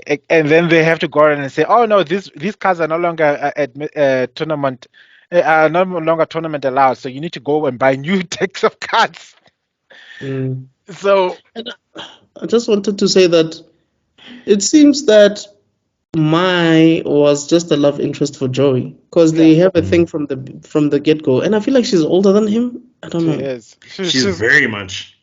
She's right. She rides a bike and everything, so she's legal in some Mm. countries Well, I don't Even know. her In voice some acting. countries, but I'm saying in some countries, like 16-year-old is old enough to ride a bike. So maybe she is. We don't know. She But Her just feels voice Maybe. like actress in the dub she makes it feels like sound she's like the a origin. She feels grown like she's the original Matsumoto for me from Bleach. Like, she is. Ah. No, She because like is. if you look at it yeah, with her, also she flirts with the Dino Kid to get him to get out of his room or whatever. that's manipulation though. Like with Yeah, Joey, but I'm saying like I think she's supposed to be like that's the like child. 16 or something. I think. And Taya hates her from the get go. She's like she's the alpha female here. There is no Yeah. other Yeah. female in my troop. I'm the big female. Boom boom boom boom boom boom. Yes. Mm. It was a And jealousy thing. It's a jealousy thing. and as for my is the classical trope of I can do things by myself, but then she learns the value of friendship as things go on. Mm. From Yes. the female perspective, we've got also from Kaiba's perspective, which is I'm the best there is. I don't need anyone. But then here comes this blockfest that keeps saving his ass over and over and over again. Mhm. So it's a nice character I portrayal. prefer Mai over Taya. Like if you can replace Mai with Taya, I'd be good. Yeah, me too. But Yeah. the thing is, I just don't understand how she just quickly switched like that. All of a sudden, she's joining them. She has food. She has supplies. She's No, telling I people. think what happened is that she realized, well, for one, also because she lost her duel to Joey, she was just like, okay, my impression of these guys didn't make sense before, and Yeah. maybe the way I'm doing things doesn't make sense. And also, But it was inconsequential to her anyway. She was like, I have all this stuff, I'm not going to eat all this stuff anyway, and I'm getting into the castle soon, so it's just like, might as well. I and But don't that's think it's to a. it felt rushed in my opinion. It was just like that. and then to add to what you were saying before, with all this cheating that's happening, she was also cheating in her game. Oh yeah, because she was sending her Yeah. cards or whatever, which I don't understand how that works. Because was she Sorry, spelling the cards the I don't night know Like how the all the cheating works. way. Yeah. No logic, but it's Yu-Gi-Oh logic. What are you gonna Yes, do? Yu-Gi-Oh logic. you know what? Yu-Gi-Oh! Let's put it this way. Yu-Gi-Oh! Is hella interesting and always captivating and keeps you in suspense when you're a kid. Yeah. No, I mean Because we were I kids enjoyed when it. it came out. I And enjoyed it. it I hella enjoyed some of inspired this. people. Hmm. Yeah. It I also will very say much. I this. think it also is influential because Yeah. I think there's other animes that came out afterwards that took a lot of things. I mean, I have no basis, but like this very much felt like tuning exams. Like I was watching, I was like, this seems like Or the Mm. tuning exams. even the hunter exam. Even Yeah, at the I Hunt. think. Yeah. But like I, what I'm saying though, for me, I feel like it's Power Rangers. Like you know, like how people say Power Rangers is corny and all of that stuff, and there's a lot of corny stuff in Power Rangers. But then you get to something like when the Green Ranger is beating up all of the other four Rangers because he's the evil Ranger made by Rita, and then it's like, oh, that's actually kind of interesting. Like when we get to Kaiba and when we get to that duel with Kaiba and Yami or Yugi or whatever, I'm just gonna call him Yugi. It's fine. When we get to that duel specifically, it is very interesting that Kaiba's ploy is I'm going to manipulate you and use the shockwaves of this virtual hologram in order to beat you by making sure that I can fall off this mountain. And I'm just like, he just fall. Like I don't understand how the hologram, like he's just gonna trick Yugi and just throw himself into oh, the ravine okay. somehow. Whoa. Okay. Exposition time. Whoa. Today's encyclopedia. Seto Kaiba was actually going to step back. It wasn't so much the force of the holograms, Oh, because he decided just for the fun of it to create this consequence where every time he loses 100 life points, he takes a step back in the original dub. So he told Yugi that if he loses more life points, he's just gonna take another step back, and then he's going to fall to his death. Why? Why? also It's Kaiba. Kaiba is this, look, bruh. the way you guys are busy going on about how unnecessary Kaiba and how dramatic Kaiba is the way I feel about Vegeta. Hey, dog. You see that why? There's a different. No, Vegeta makes No more way. sense than Kaiba. Yeah, Vegeta Vegeta makes was not more gonna sense say, than Kaiba. "That's I'm wrong." sorry. Yeah. Kaiba is I'm dramatic. gonna step away. Hell no. Yeah. Vegeta was not Don't gonna compare do the two. that. No. No, I'm saying like Kaiba upon introduction, right? Kaiba Yeah. upon introduction is just extra unnecessary because he's just supposed to be a guy. Like Vegeta is evil when he's introduced. Kaiba is just normal. Like he's just supposed to be normal. Like everybody, oh, that's Seto Kaiba, the guy that runs company X, Y, and Z. Yeah. Oh yeah, you know what I'm gonna do? I'm gonna kidnap this dude's grandfather and then we'll give him a heart attack. And then after giving him a heart attack, I'm gonna talk smack to him as he's getting this heart attack. And then when Yugi is worried about his grandfather, like you're supposed to be, and it's like I gotta get you to the hospital, that sounds like an excuse. Nigga, what? Don't run away from me, Yugi. You know? I'm sorry, like no, Seto got it. Like There's no way Vegeta was not that extra. not gonna do anything. I was just saying. No, I even texted on the group. I was like, Pegasus and Seto would fit perfectly on Generations. The way these guys are so dramatic. Yes. Wait, I'm just saying that disdain you have for Seto is the same disdain No, I have. I like for Seto. I love dope, Seto. but he's I just mean, dramatic. hey, hello. I Yeah, love this guy. yeah, but But he's I dramatic. have a question Shit. for you guys. hi. So, like, let's say we've got Yugi, we've got Kaiba, we've got Joey, we've got Tristan, we've got Taya. I'll include Maya because I feel like she's a de facto part of the group. Yeah. But like, if you, from any of the other characters, who do you think could have been part of the main team? Like, let's say it was fan fiction. If you could have added another character to be part of the main team full time, who would it be from this season? Bukura. Bakura's kind of. Not Like Bakura. I would add Mai. I think because also Mai made Taya a little bit more interesting. Like when Mai was on screen with Taya had a lot more personality than when she's just talking about we're friends and we'll never give up on each other. Because that's when you see that she hates. Isn't that what Pilo was saying? Like he's already mentioned Mai in there. Yeah. I feel like she's already a de facto part of the team. She's are you talking about the other people that they dueled? Are you talking about with the other people that they? Yeah. The characters that usually just came in and out for like an episode. I like the ocean guy. The ocean guy was dope. He kind of gave me Goku. He kind of gave me Goku vibes. I liked that about him. Also, I like that he wasn't an insane like like he was just like, you know what, you beat me, fair game. I'm gonna catch more fish. If you pay attention, he's like one of the only duelists that's actually a duelist that Yugi has actually faced. Everyone else was trying to cheat, manipulate, con. And bluff their way into a victory.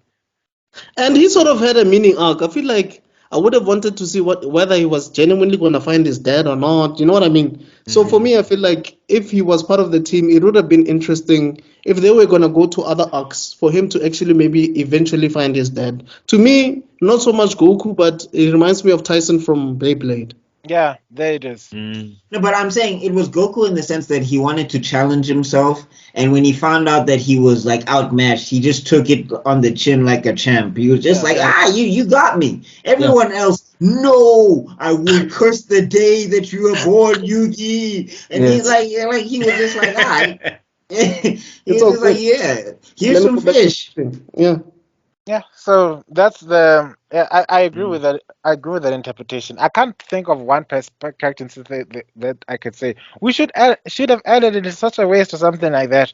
Personally, I was from from my perspective, and one of my biggest criticisms is that the Yu-Gi-Oh roster is already character heavy, Yeah. especially in the list of good guys, because uh, the guy that's the thing. The characters here don't really die. They die in the manga, some of them, but here they don't really die. They just get reformed and then they become de facto allies in the medium / long term, one way or the other. I hope they're not going to do that with Bug Guy and Dino Guy. Those two characters annoyed the hell out of me. Oh no, they never shame. Have you seen what happens in the Silo for Recalco's arc? No, we'll get there. We'll get there. Those are I think it's like Weevil is the living embodiment of Yugi saying Jesus forgives, but I don't. Yeah.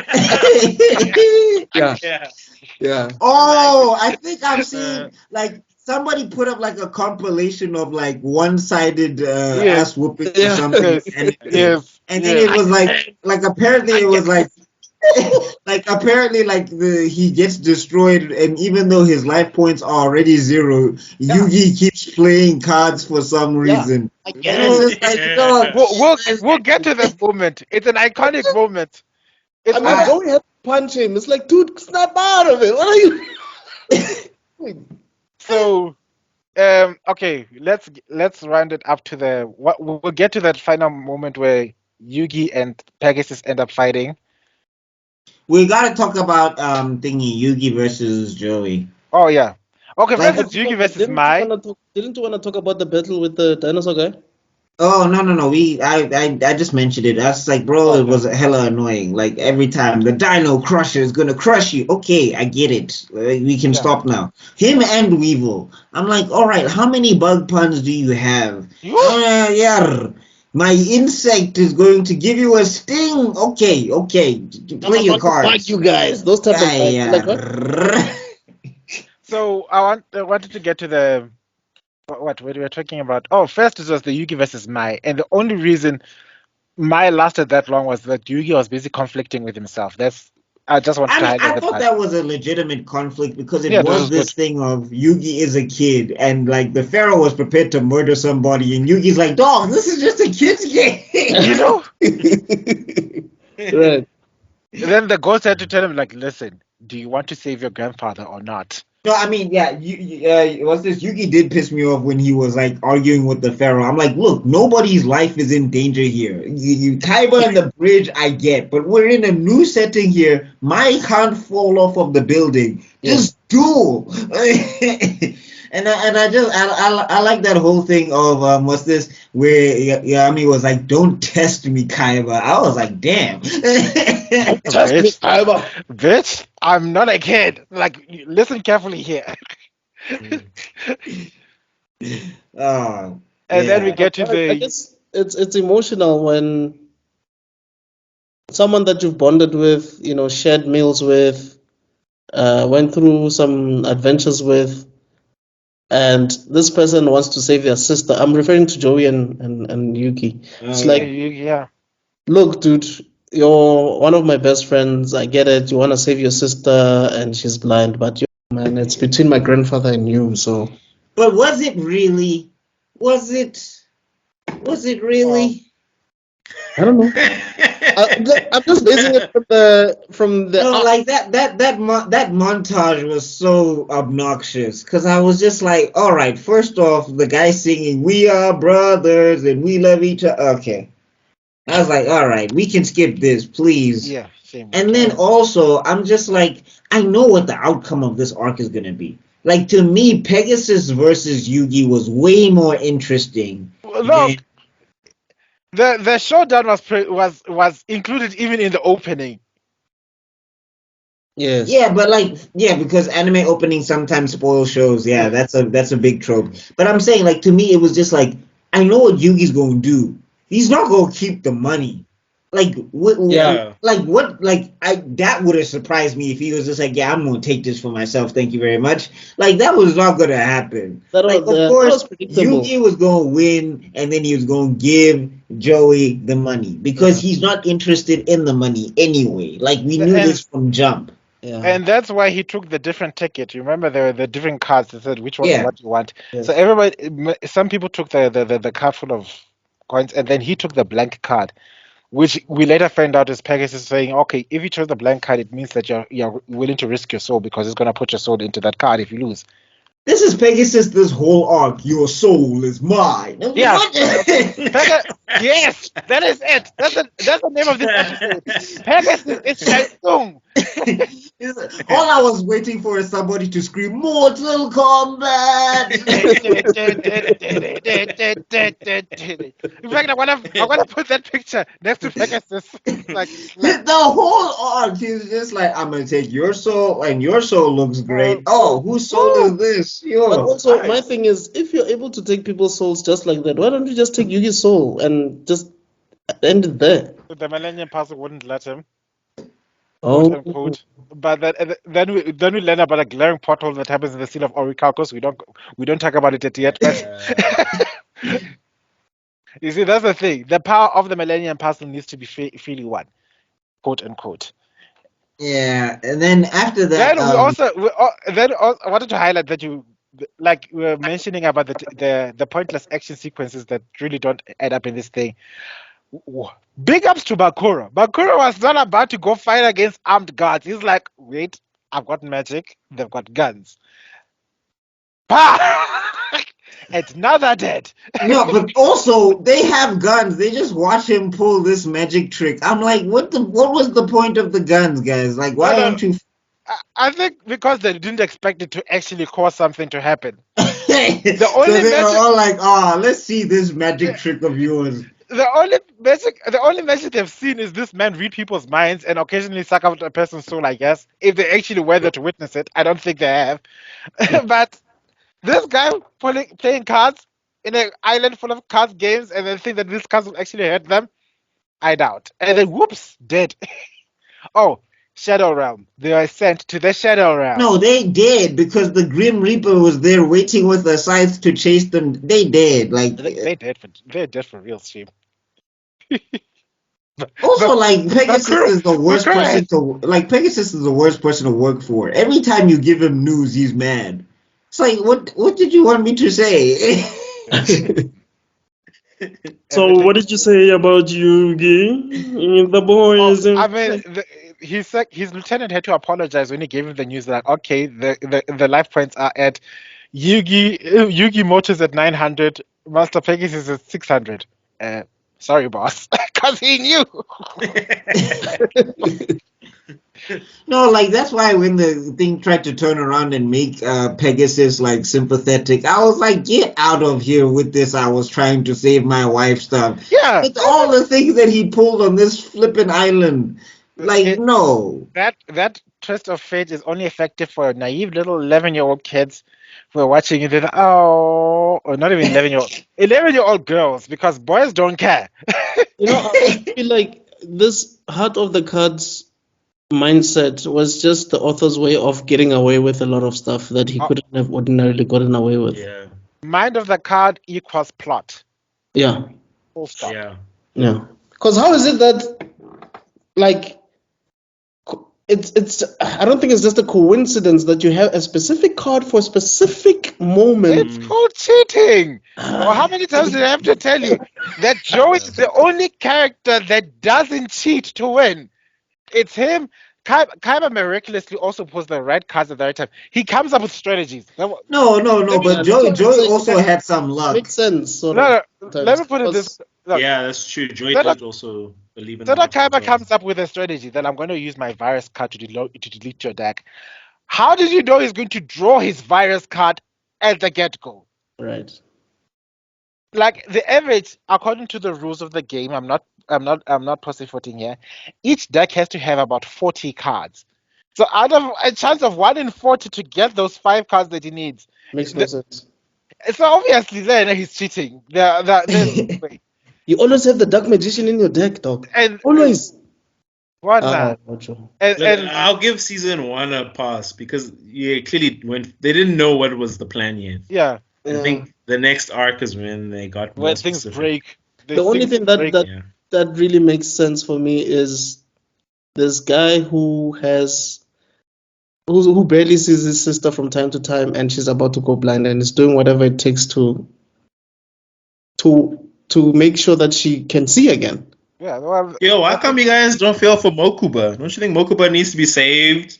Like, you guys are going on about Serenity and the grandpa. I felt bad for Moku. Dog, they had him looking like a slave in a prison who was starving. Yeah. He's like 9 years old, dog. And then he gets his soul sucked out, and then when Setokama thinks he can use this new technology to confuse Pegasus, he said, "No, I'll use this dummy to work." Which is Mokova. Oh, you don't want to use it? You want to stick to the old machine? Okay, it's fine. Not Pegasus duel where we first see Toon World. Is it Kaiba? Yes, Kaiba. With Kaiba, yes. And then the Toon Blue Eyes White Dragon, which is the most. The Toon World is the most stupidest card I've ever seen in my entire life. I kind of like the concept of Toon World, especially juxtaposed to a character like Pegasus. Because Pegasus is like this mastermind, and then just to flex on you, he's hitting you with cartoons. It's the ultimate, like, Pegasus. I don't like him as a character, but I'm just like, as a guy who knows how to flex, that is one guy who knows how to, he'll disrespect you by taking your monster, turning them into a cartoon, and then beating you with said cartoon. That's kind of wild. Pegasus is basically the Zabuza of this show. He is.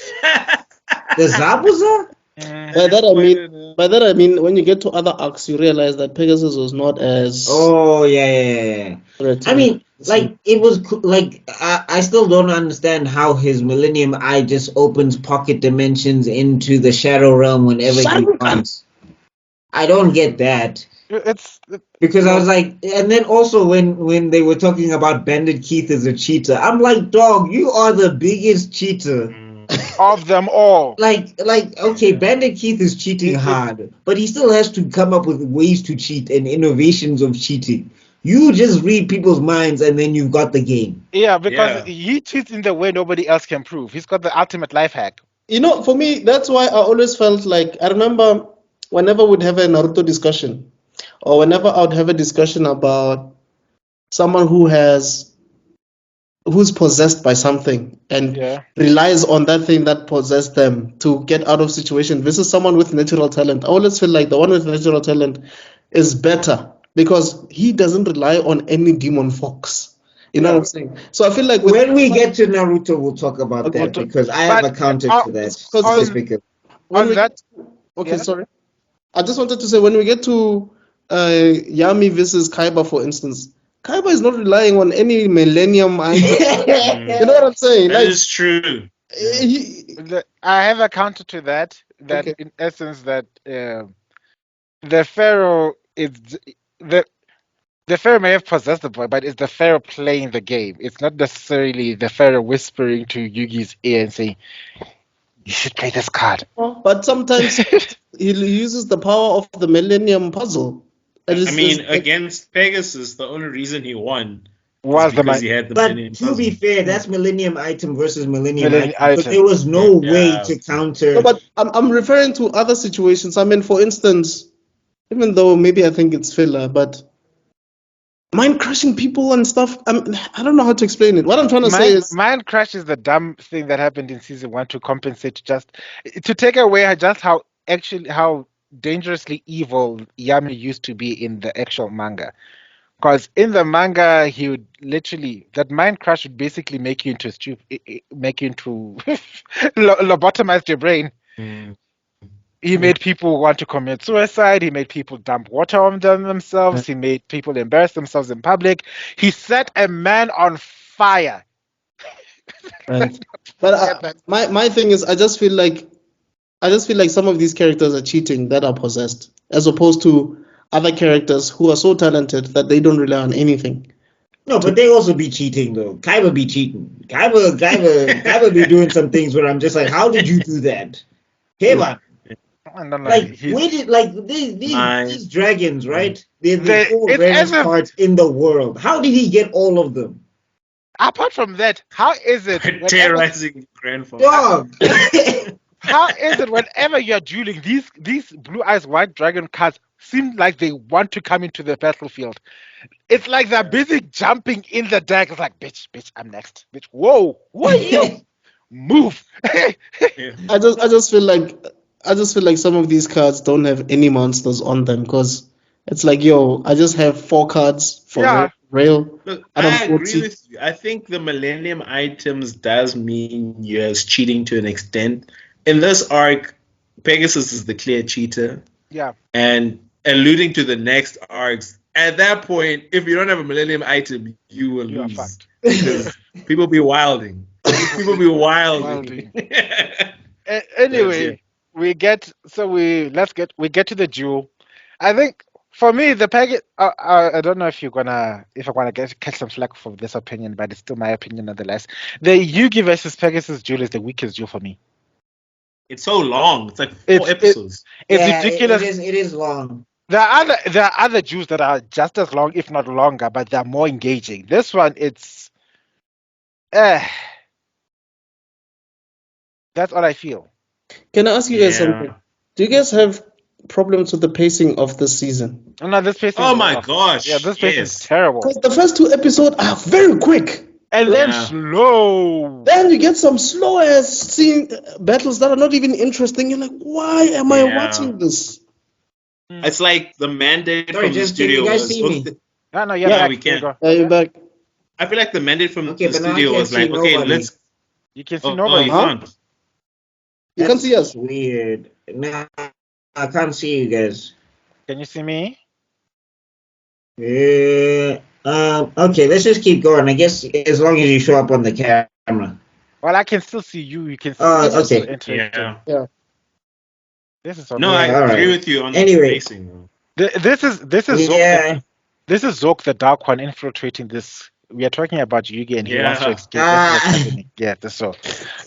Let's speed things up before he finally finds our locations and sends us to the Shadow Realm. No, it's fine. It's Yeah, the but the swords pacing- revealing No, light. yeah. The Can't do pacing anything is a quicker. little bit weird. Yeah. Yeah, the pacing is a little bit weird. Like, I even feel like you could watch Kaiba and you could watch the intro of Pegasus, and then you could even skip. Like, you could skip to Mai and you could skip to Mai and Joey because that's like a critical character twist for Mai and whatever. Then you can even skip past that, and then you can skip to Mai versus Yugi. I feel like you can skip all of that stuff. And then you can even skip. Joey versus Bandit Keith is I think also important character building for Joey and all of that stuff. And like Bandit Keith is such an impact player because he's just like, bro, what is your problem? what like you willing to okay? But anyway. And then I feel like you can skip to Yugi versus Joey, and then you can skip, and then then you can get like the other stuff. Like it's nice, but you don't have to watch it. Yeah. It's just dragged. Like you just feel like no, man. It's like when I was watching, and I guess that's why I'm struggling to finish it. Which I think it's something that we did mention that we might touch on. JoJo's Bizarre Adventures Part 3. I know it's a whole journey. Yeah. It's a whole journey to get into Dio, but it eventually started feeling like, no, man, let's just get to Dio, hey? Like fast forward. You're so right. Before they get to Egypt, it's a completely different show. It's one of the You're best shows literally that like, you can ever watch. Like I'm like, why wasn't this on SABC 2?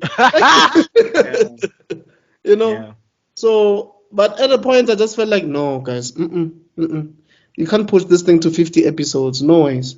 So chop it down.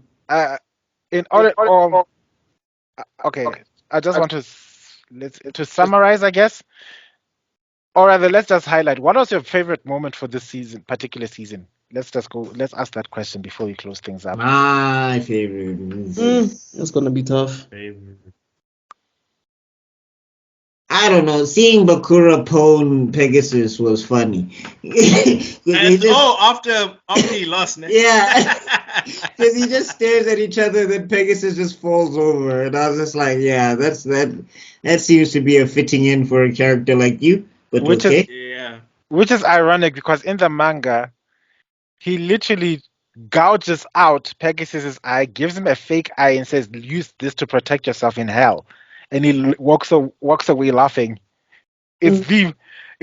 and you see that Pegasus is dead, but his eyes are still opening. But you're thinking, is he actually dead? Did he die? Yeah. I want to actually read this manga because I'm like, I want to understand how the hell this like. So in the manga, Pegasus is dead. Full stop. It's like Bandit Keith. It's like what? Yeah, dead, Shim. Favorite parts? I don't know. I feel like the height, unfortunately, of summoning Exodia in the first episode, I feel like we never got something as equal to that. Yeah. But then I'd also, But then I'd also say like other things. So like second runner up would probably be when he beats Pegasus with Dark Magician of Chaos. I really like that moment. But I honestly, I have to be frank. I feel like when he summoned Exodia, that was the height of the show. We never got back until the Egyptian gods were introduced. That's true. That's absolutely true. Look, honestly speaking, you guys are gonna probably even laugh at what I'm gonna say, but for me, my favorite part, it's not even like because it's OP or whatever. It's just Joey fighting the dinosaur dude. For me, it was like because for me that was the very first episode I've ever seen of Yu-Gi-Oh, and I was interested in Joey. Like I was like, how is this guy gonna defeat this guy? So the fact that he used that time monster and whatever, and Yugi couldn't help him, and he had to figure it out on his own, and Tristan was coming in to support him, and Taya was there. For me, that's basically what I like. Turned him into a fossil. But that's the other thing that I'm confused about. That I'm like, bro, you were supposedly a champion. Like Joey just started, and you're just losing to him abysmally. That's another thing they touch in their best series. It's like, let me tell you a secret, guys. You weren't ever good at this game. Like, Because even Bug Dude lost horribly to Yugi, and I was like, bro, I thought you were a champion. Yeah. So, and then Pegasus starts cheating by saying, I invented cards specifically for this tournament. I was like, wait a minute, what the hell? Bitch, I'm gonna traumatize y'all. If it ain't my favorite person, if it ain't Yugi coming to the finals, I'm going to make sure you're gonna regret it. Imagine if Yugi didn't even come to this tournament and he made all these preparations and he made all these OP cards. That person he was going to face was going to be scarred for life. Out of 10, gents. I give it a 7. A 7. Jeez. I love this show, but it's my least this favorite. season is far from when I love the show, so I'm giving this a 6. It's my least favorite arc. I'd also give it a solid 6. I give it a 7. Yeah, I'm feeling a 4, but 6 is fine. 6 is fine. Wow. No, it's not bad. For anything less than 5 for me is like it falls into bad. No, I give it a 7. I think I enjoyed this the most out of all of us. And then my favorite moments. Okay. My favorite moments are tied between Exodia Obliterate, because it's the thing that got everybody into the watching the Yu-Gi-Oh thing, and every single time the Dark Magician used dark magic attack. In these 2 seasons, the first 2 seasons, you see the dark magic look like dark magic. The whole inverted light thing. It always used to me like, whoa, he did it. So yeah. But it's also the sound that it makes, and like the way he says. I mean, Yugi's voice is. I hate to say this. Everybody knows I'm heterosexual as hell, but that is the sexiest thing I've ever heard in my life, dude. Every time that nigga speaks, I'm with this guy. Dark magician, attack! Dark magic attack! Are you mad though? Relax. No. Chill. No, dog, this is dramatic. Bro, remember, like, he's dueling for the spirit of his grandfather that was snatched by a random ass billionaire. I'd be mad too. Grandfather. What would you do if Yami, this is not your grandfather, Yami. Relax. Well, I'm saying he kind of gave Yami second win because he gave the Millennium Puzzle so that this guy could possess his grandson or whatever. So I'm guessing Yami feels some sort of debt to this grandfather or something. Something is happening. But like he literally said, I don't want to go to this island, and Pegasus was like, "Word? Okay, your grandfather's soul is mine, dog." And I Also, think it's one okay. of the important highlights to this plot, to a plot design, that he created a sense of agency, because in other stories that have just like, oh, come face me in this tournament, I bet I'm on my way. Why are you going to the tournament then? You know what I mean? You Mm. just you just got this power. We need you to establish that Pegasus is the villain. There's this mysterious power that you have. You don't understand it yet. He might have answers, but the fact that he might have clues to your powers isn't a good enough reason for you to decide, Grandpa, I'm going to this mysterious island to go to go fight against a man with an eye patch. You know what I'm talking about? No. Yeah. It had to make sense. Are we? I'm assuming we are saying the Diamond Dust. I mean, was it Diamond Dice Monsters?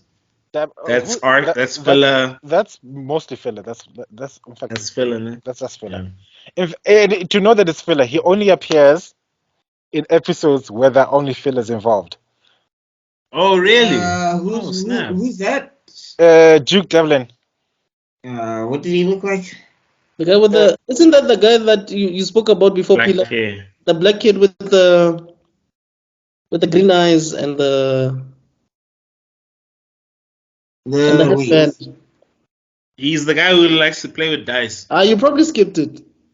Yeah, Maybe I skipped it. Yeah, and then it's unnecessary. I'm blanking here because I'm like, black kid with the dice. But no, he's not black. He's just dark. He appears a lot. He appears a lot in later episodes, to a point where he's like the next Bukura type of thing. That's how important he sort of becomes. Yeah. But it's all filler episodes if you pay attention. Yeah, it's probably during the Noah arc, maybe. It doesn't even appear in the Noah arc. Nope.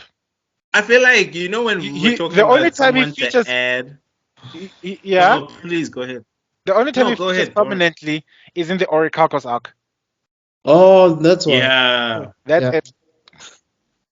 Because when we were talking about like someone to add to the core team, he was not the guy they should have added. He's like the worst person. When I was a kid, I liked him for some reason. I feel like I liked him and Bukura a lot because I feel like, okay, these guys appear and disappear randomly, but I like them. And then I like Bukura. And then there was that girl Rebecca, who we all know was basically the love interest for Yugi boy, as opposed to Teia's love interest for Yami.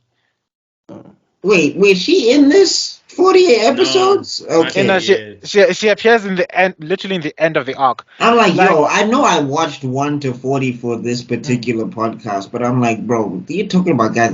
They're talking about characters I have not. I do not have any recollection. And then we also go to Shadi, the mysterious man with the Millennium Key. Oh right, okay, him and that basically winds up the things that we're all suspecting. It's like, oh, you actually are possessed. Oh, look, there are 2 rooms in your soul. Oh, this room is all mysterious. And what I find funny is that in the manga, the Pharaoh is like, oh, you want to know where my room is? Let's make it into a game. Find my room in this maze. Boom! So that upside down mess of a maze was like a defense structure that was made by the Pharaoh to keep intruders out. Also, out. the fact that bro decided to just come out of the ground and expected to have a normal conversation like, are you a thief? What? Wait, hold on. What's this business of you just materializing in the ground? Wait. And he almost killed him, because there he fell down, and then, of course, the Dark Magician is like, oh, what are you doing? Intruder alert. Guys, why do you think we love this show so much when we were a lot younger? I think it's the monster designs. I think it's the game, and I also think the characters in a weird way are compelling. Like it's a lot of like that Power Rangers thing where Power Rangers is for children. It very much is, but they do things where it's like, I didn't think about that. That's kind of like Rita's beef with Zordon. You're like, okay. I don't like this arc. I'll answer this question in the next one, because everything that happens in the next one, I can only say that's when this show hit the nail on the head. And I'll explain why. Like I'll be like, this is exactly what you should have done from day one. What I will say, Pillar, though, is that I think this arc does set up really well. And I think this arc also sets up the characters really well, so that when they finally get their stuff together, you don't need to be reintroduced to whoever everybody is. I think that's kind of the strength of this arc. I don't know because like there is a bit of exposition before things start rolling, but you'll see. You'll see. They could have just started there. What I wanted to add to you is like this: if you were to compare like startup seasons, like the season ones of certain animes, right? If you were to compare this season to, let's say, Bleach, Bleach does a much better job in in getting us engaged as a slow build up. This one, we got attracted to this Egyptian pharaoh mummy thing that came out of a pentagram that blew up this monster and gave Satokaba a heart attack, and then it slowed down the pace. Yeah. And then there was a whole lot of exposition and fillers. Sure, they were engaging. Sure, they were quippy. Sure, but the build up and the payoff couldn't match the original smack bang of Exodia. Yeah. That is. I'm not disputing that. I'm just saying that I think in terms of setting up the friend dynamic and who's who. Just on that level, I think and also setting up the dynamic between Yami and Yugi and how that all works and all of that stuff. But then I wanted to answer your question, Mr. Extrodin, was why did we love Yugi as kids? Yugi was Pokemon, but more violent and more powerful. Yeah. That's it. Because the things that attracted us to Pokemon was that we could imagine us owning Charizard or imagine us owning Pikachu and things like that. Now we have a game where you can actually summon legit terrifying monsters that can do terrifying damage to the other guys, and like that allure alone, people who like summoning things or having the magic abilities of summoning creatures and making spell effects, this thing was speaking to our desires to have the power to influence our lives, and that's what caused us to resonate with it. Yeah, I think also there's two things that I want to say. With Pokemon, we started getting used to this. Okay, Team Rocket is gonna get blasted off again, and Brock is gonna get his ear pulled by Misty because he just saw a beautiful girl. With Dragon Ball Z, with Yu-Gi-Oh, and possibly any other anime that you started watching forward, like your Death Note, suspense was a hook. You really did not know what was gonna happen. Nobody was gonna get blasted off. It was like, yo, this could be the end of this character.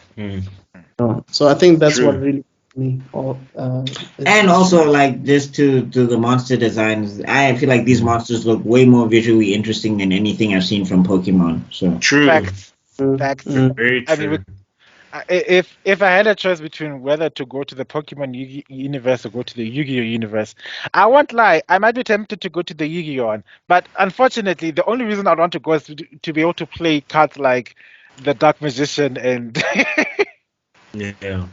Out of all the shonen we've touched so far, I think I would rather go to the Bleach universe because.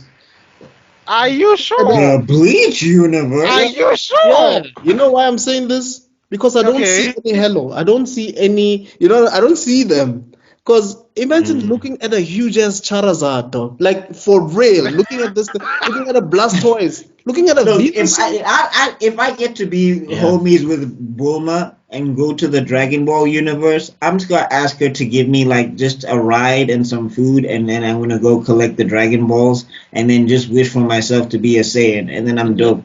You have to vote for the mayor who's a cat. Yeah, it's fine. I think I'm with you, man. I think Karakura Town, dude. Ichigo does his job. Yeah. The people in that town are safe. They're safe. Everywhere else is dangerous. Yeah. They are. They're safe. They are. They're more safe than everyone else. What are you talking about? They are safe. What are you talking about? Yeah, we should do an episode where anime universes to pick to live in. We should do one with the best, and then we should do one the best of the worst. So it's one where so we get to, or if you're in or Naruto without plot armor. Would you want to be in there a regular? Hell no! They just came from 3 wars back to back. Let me tell you why. What you guys are forgetting about Bleach is that even Aizen says it. You may not be able to comprehend my power, but you are able to resist it. When he was, but we are talking about at the end of this thing. You guys are still in danger. Just because you don't see it or feel it, Fine. doesn't mean you won't drop dead. It's fine. I'd still go to I'm with Kurakawa Town. Ichigo will protect. That's fine. Ichigo will save me. I'd rather You sound like Orihime now. Ichigo! It's fine. Kurosaki-kun! There's no else. Naruto is not gonna save you, Naruto. Look at that. Look at that place. It's hell. I'm saying, but didn't he make Pain bring every villager back? Come on. No, but did the village not blow up though? Yeah, but I'm saying the people came back. Then they went to war after that. Directly after that. And they haven't finished reconstruction. Hey, I'm not saying was I want to be a regular ninja. I'm not saying I want to be a regular ninja. There's no way I want to be a regular ninja in Naruto. No, you have to give me a Sharingan, you have to give me a Rinnegan. Yeah. I gotta have the 8 gates. You gotta give me something. Bro, you can't just be a regular ninja. You can never pay me to live in Konoha, dude. I would never. That's what I'm saying. Imagine waking up and you're seeing this guy levitate and he's talking about no pain. You're like, what you the? will all know pain. I just wanted to get some ramen noodles, dog. Yeah. You know what I mean? No, but also you're kind of your dicks to Naruto, so it's just like, yeah, maybe you need somebody to come and blow up the village in Yana just for you guys to realize maybe you need to lay off this kid with because of a fate he got that was not his fault. And even before that happened, Orochimaru already invaded your village. Then before that, Itachi invaded your village. Then And before that, the Nine Tails blew up your Demon Fox, my dude. The Demon Fox messed y'all up, dog. No, that's why I can't know. I don't know. Like, that's a tough one.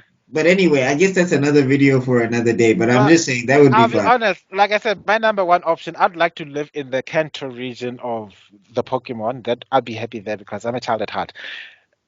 Barring that, Yugi. Because it's ultimate. It's like Yugi. Yes. No way. Did you not just explain that? I'm a kidnapped your grandfather. Episode 1.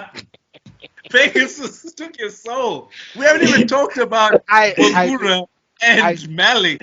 I didn't say I wanted to be Yugi. I just said it's a universe I wouldn't mind living in because it's basically. Oh yeah. Like if you're a regular as Joe, it's okay.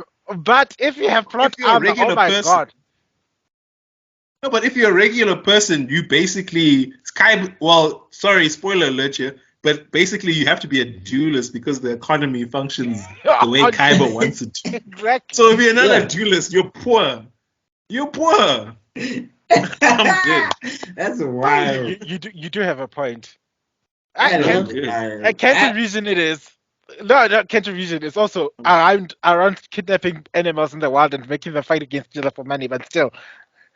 Yeah. I guess then we have to make it shonen. Like we have to make it somewhere where they have battling, and then you have to choose. I don't know. Like maybe My Hero also is no good either. This will have to be another video. It's the best place to be. Yes, get Ichigo. It's the best place with the hollows. With the quids. I don't know. You didn't see what Ichigo does his job. No. Ishida. Uryu Ishida. You know what he did? Bro just summoned a whole bunch of hollows just to prove a point. And you know they didn't get all of them. Some of them people got eaten. Kurakawa Town all the way. All day. We'll argue. Substitution Igami. We'll argue about this until the cars come home, guys. It's been 2 hours and we need to prepare for the next episode. Anyway, we'll talk offline. Let's close this thing out, right? And then we'll take things from there. Anyway, thank you so much, guys, for lasting up until this moment in time. We love you guys so much. Each day I've got some positive reviews. I'm getting more and more messages. People are taking notice of this channel. People are giving me more and more. Tell them to comment on the YouTube. Damn it. Yeah. I'm going to comment, and subscribe. We'll get there. No, don't tell them to, if they message you, just say, okay, go say this on YouTube, please. I'll do that. I do that already, but I'll keep doing that. Because Or you can start now. Write down your hot takes about Yu-Gi-Oh for this arc. in the Below. comment section. It helps the Yeah. algorithm. If you want the video to do better, please comment. Guys, don't worry. There's something that's going to help change this that I'll explain afterwards. All right then. Okay. It's time to. Ooh. Timer. Anyway, next week we're going to talk about the Battle City tournament. Finally. The tournament we're all waiting for, I guess, because that's where shit How gets many all kinds of episodes is good. that? Do you know? It's a lot. It's a lot. It's a lot, Baba. And there's It's a like lot of filler in JoJo. It's between. got 2 halves. Yeah. Yeah. How much do I have to binge? Well, we'll cut it in half because there's the Battle City part, then there's the part where they end up flighting in a big ass blimp, and then there's a legit filler right there in the middle of that arc, and then there's a lot of episodes of that filler, Baba. Hey, I'm gonna rewatch, but I'm not watching that filler. I'm Can skipping. you guys tell me? Can you guys tell me where the filler starts episode though, list. offline so that I can skip it? Yeah. I'll see what I can do. Specific episodes, maybe like specific episode length. Yeah, we'll focus on the plot-centric episodes because I know which ones there are. Anyway, thank you so much. Like I said, thank you so much for your time. Thank you for spreading the word.